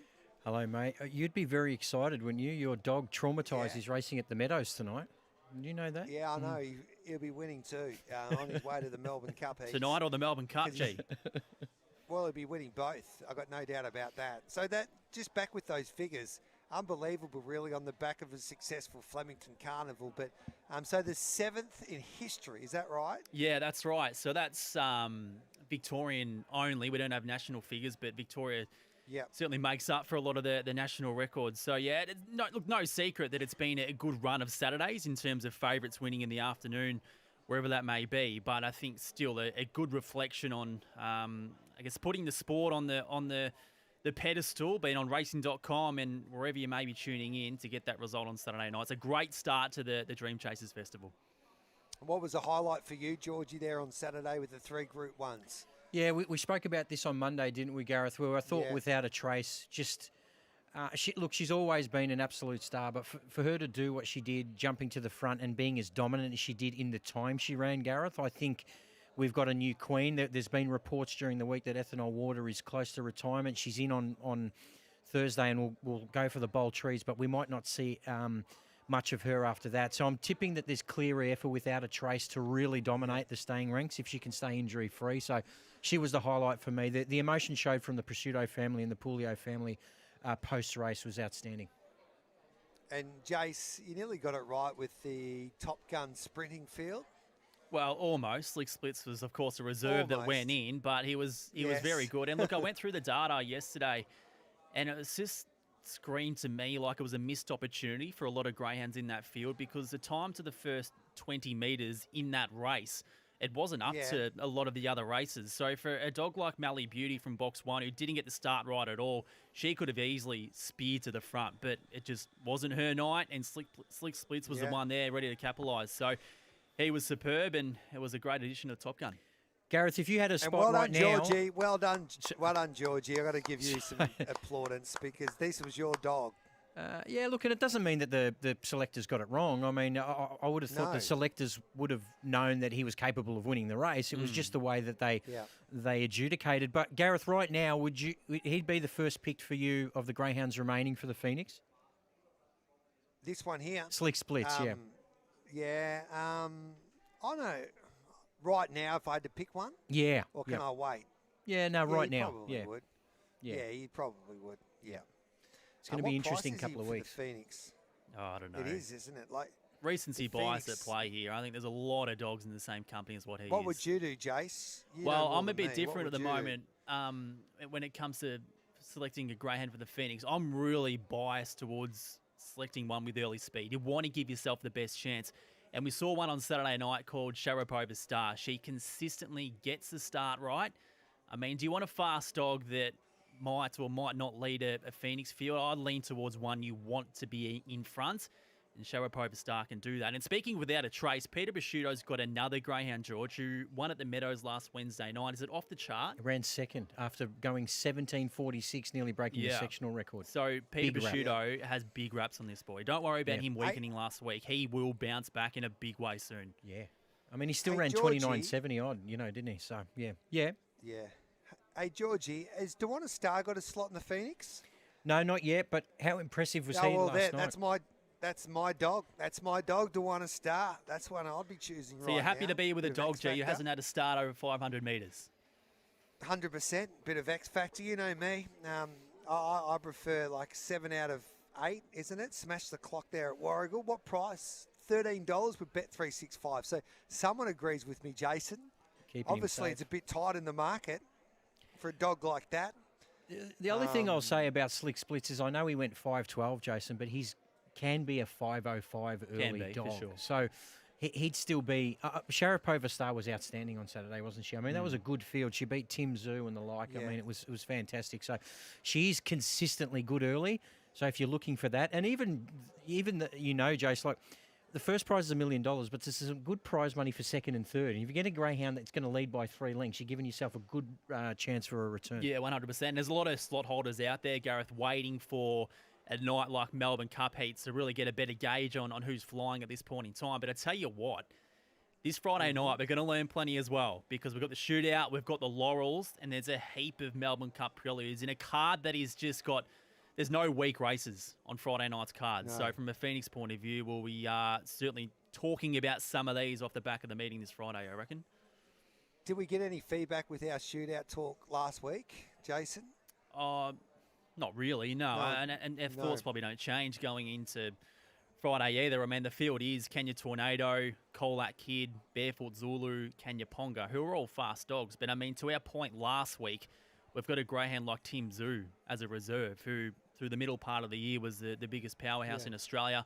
He's not getting it right at the moment, but the shootout is a sort of field where he could bounce back to his best. He carries a profile. So I just think from creating a spectacle, and the shootout in reality is a bit of a novelty, I just think this edition that we've got in front of us this Friday night doesn't carry the razzmatazz and, I guess, star factor of which it could have if the canvas was wide open. It's what you said. It's what you said last week, Gareth. It's about trying to generate as much turnover as possible. So don't hamstring yourself with conditions in the race. And I've got absolutely nothing against the 4 greyhounds in the race, and the trainers have worked within the confines of the conditions and nominated for the field. So to Paula Balla, Jason Sharp, David Gill, and Anthony Azzopardi, they've done exactly the right thing by their connections. But what we're trying to say is, when it comes to clubland, don't put any restrictions on the race. So maybe next year you might get a dog that's a Cumbria Jack-ish dog. Jungle Johnny. Yeah, Johnny, Power and Glory. And all of a sudden, you watch the turnover then, Gareth, because you're talking about greyhounds who can absolutely smash the clock. So can these dogs. But they've done it against very, very good dogs. And I just think it's just a missed opportunity. So what happens there? It's hurt the Miracle Mile and the trots when they've done that. They're making horses compete in heats or lead up races at Menangle to compete in the Miracle Mile, and it takes away that X factor about the race, I reckon, the Miracle Mile without the invitations. It's like Champions Day at Flemington saying, well, you can run in our Champions races, but you've got to compete at Flemington in the last 6 months. Like, it would never happen. And the shootout, Sandown is the home of greyhound racing, and it had an opportunity. Well, it has an opportunity to pick the 4 best dogs that everybody wants to see compete against each other on the eve of the Melbourne Cup. How good would that be? And we're talking about it for the next couple of weeks. So, and we're not suggesting that it wouldn't be controversial if they had a pick. There's still going to be people who think they got it wrong, but it would generate That's a lot more been the beauty interest. of it. And that's the beauty of the Phoenix. This conversation months out where the shootout doesn't carry that significance. But when you do get a Barefoot Zulu go nuts, when you do get whoever, Slick Splits win a Top Gun, the conversation is, will they pick him in the shootout? And that conversation hasn't been there because of the way it's made up in its modern format. We'll take a break. We'll come back and talk about the big night on Friday night with those Melbourne Cup preludes. And Georgie's got some winners for us tonight at the Meadows as well.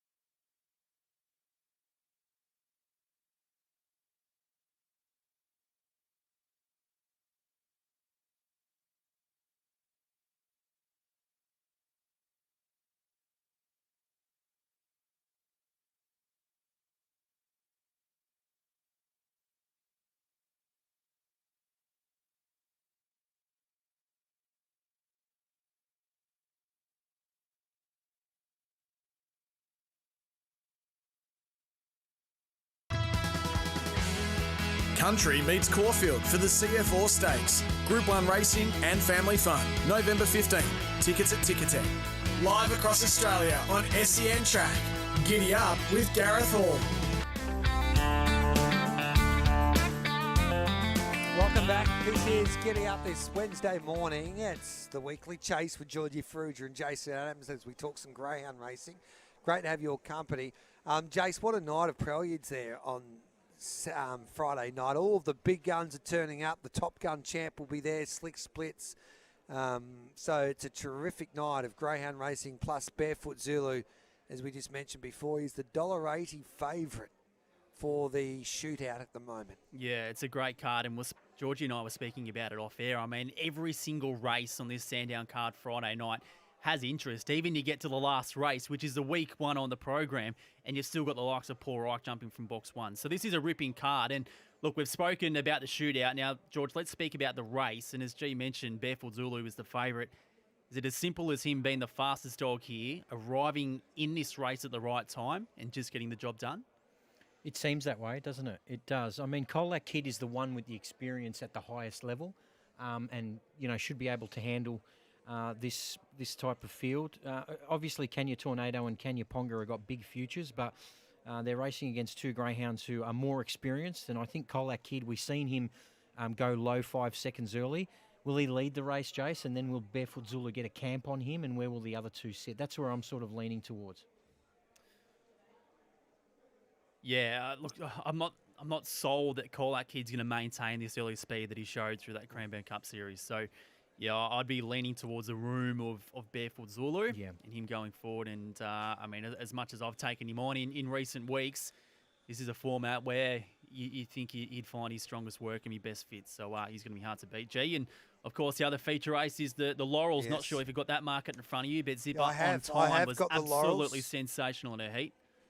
Yeah, just quickly back to the shootout. Barefoot Zulu, he hasn't got the pace, Georgie, as say Koblenz, but he's got a bit of Koblenz about him that he's coming right at the right time of the year. Yeah, look, he's a quicker greyhound overall than Koblenz. I mean, he's freakish, and if he's there in shooting distance, I mean, he's just the greyhound that will finish all over the top of them. I mean, his run-home times are electric. I can understand why his tomato sauce odds come Friday. Yep. But it's a terrific race. And what about this greyhound at Jason Thompson's and the Laurels, Gareth? It's had 12 starts for 11 wins and 1 second. It didn't jump to the front last week at Sandown, and Jason was mentioning off air how impressive she looked aesthetically, and I couldn't agree any more. I thought her run was unbelievable. She ran 29.28. If she nails the start like we know she can, she'll be hard to beat. The only thing I'll say about that race, interested to hear your views, guys, I can't remember a Laurels field that is so evenly matched to the first corner. There's a lot of greyhounds who can go low 5 seconds here. So there's going to be some sort of traffic jam, and it's just who's going to get the split early. Jace? Yeah, look, I agree, George. There's a lot of speed. I think Zipper on time, again, from what we saw from her last week, visually she looks good. She's better drawn this week. She deserves to be favourite. Dashing Sleigh, now... This is a greyhound that dominated the Launching Pad series going back to April, then went well in the Sapphire Crown series. She's lost a bit of her early speed, but what she's lost there, she's picked up in her run home, Gareth. She was absolutely enormous last week. Now, again, she's probably looking for luck. She may get the advantage of Zipper on time on her inside getting out well, but for the greyhounds of this sort of calibre, once they go forward, they're hard to catch. So from a tipping point of view, I'll be leaning towards Zipper on time. What about the Melbourne Cup all-in market with the preludes? And we've got our dog going. I can't believe he's in the last race today at the Meadows.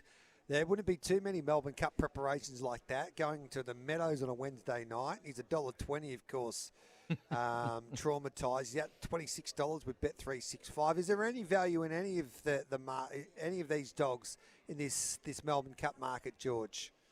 Oh, look, I suppose there's always some value for sure. I'm just having a look through it now. Deadly Avenger is an interesting favourite with Mapunga Reward. Obviously, Deadly Avenger was scratched. Look, it probably maybe Smooth Plane at $21, the old timer. Okay. He's racing off box one tomorrow night. I thought his run in the Top Gun was okay because he began okay and then just got squeezed out. And his run before in the Silver Bullet was outstanding. Your bloke's at $21, Traumatised, or around that price. 26, 26, yeah. So, look, outside of them, I don't see too much. It's good to see the old bloke Scalacci line up in a Melbourne Cup Prelude tomorrow. That is a cracking heat. Got Scalacci against Tribeca and Whiskey Whiskers. So that is a massive Melbourne Cup Prelude. Any update on Cumbria Jack, who's the equal favourite now with Bet365 with Melly Beauty at $10 and Barefoot Zulu? Jace? No, not that I've heard. Doesn't mean we won't see him in a Melbourne Cup heat Saturday week, because given the conditions of the race, there's a long list of exemption races. So he won the Group 1 National Sprint, which means that is his qualification into heats in the Melbourne Cup. So no latest word from Steve Fitch as to where he's at, but certainly it'd be a big result for the series if we saw his name pop up. We need to get some spies out, guys, that on the trial days at Sandown Park, whether he trials on the Saturday. I've got a spy. I've got a couple of spies there, and they're going to let me know. I've got to give them 500, but you can pay half of it, Georgie, this time around. Hey, what about tonight at the Meadows? Yeah, there's a few that I like. Obviously, we're not going to tip Traumatised, mate, because he's way too short. But I like one in race 2. Race 2, number 2, Winning Steps, I think is a greyhound that should be hard to beat. Race 3, number 3, Fill Your Boots. He's often wayward, this greyhound, but in terms of ability, he'd be incredibly hard to beat. Race 6, number 8, we tipped her last week. She didn't let us down. Bel Air Ethel. I think she just continues to go from strength to strength over 600. And the last one we like is race 8, number 6, Key Philosophy. Jeez, you've got a set. At $2.90. Yeah, there's 4 that we like there tonight, for sure. So don't let us down, Uncle Marzi and I will be on Hong Kong in the Meadows tonight. Absolutely. In New Zealand. Absolutely. And I hope go on. I was just going to say, if we're on air, obviously Jason and I haven't had time to do the form for Sandown tomorrow, but if you get me on air tomorrow or Friday, we'll touch on those as well. No. We'll do a bit of a preview with Sandown on Friday. Miles will be doing the show on racing.com, so 100% we'll do that. Jace, great stuff Saturday night. George, you never look better on TV. Well done. Thanks, mate. Georgie Ferrugia and Jason Adams. That is the weekly chase. That wraps up Giddy Up. We'll have an extended Giddy Up coming up next. Facing the breeze, Mickey Guerin's going to join me as we talk harness racing, recap a memorable day for Australian harness racing in Addington yesterday.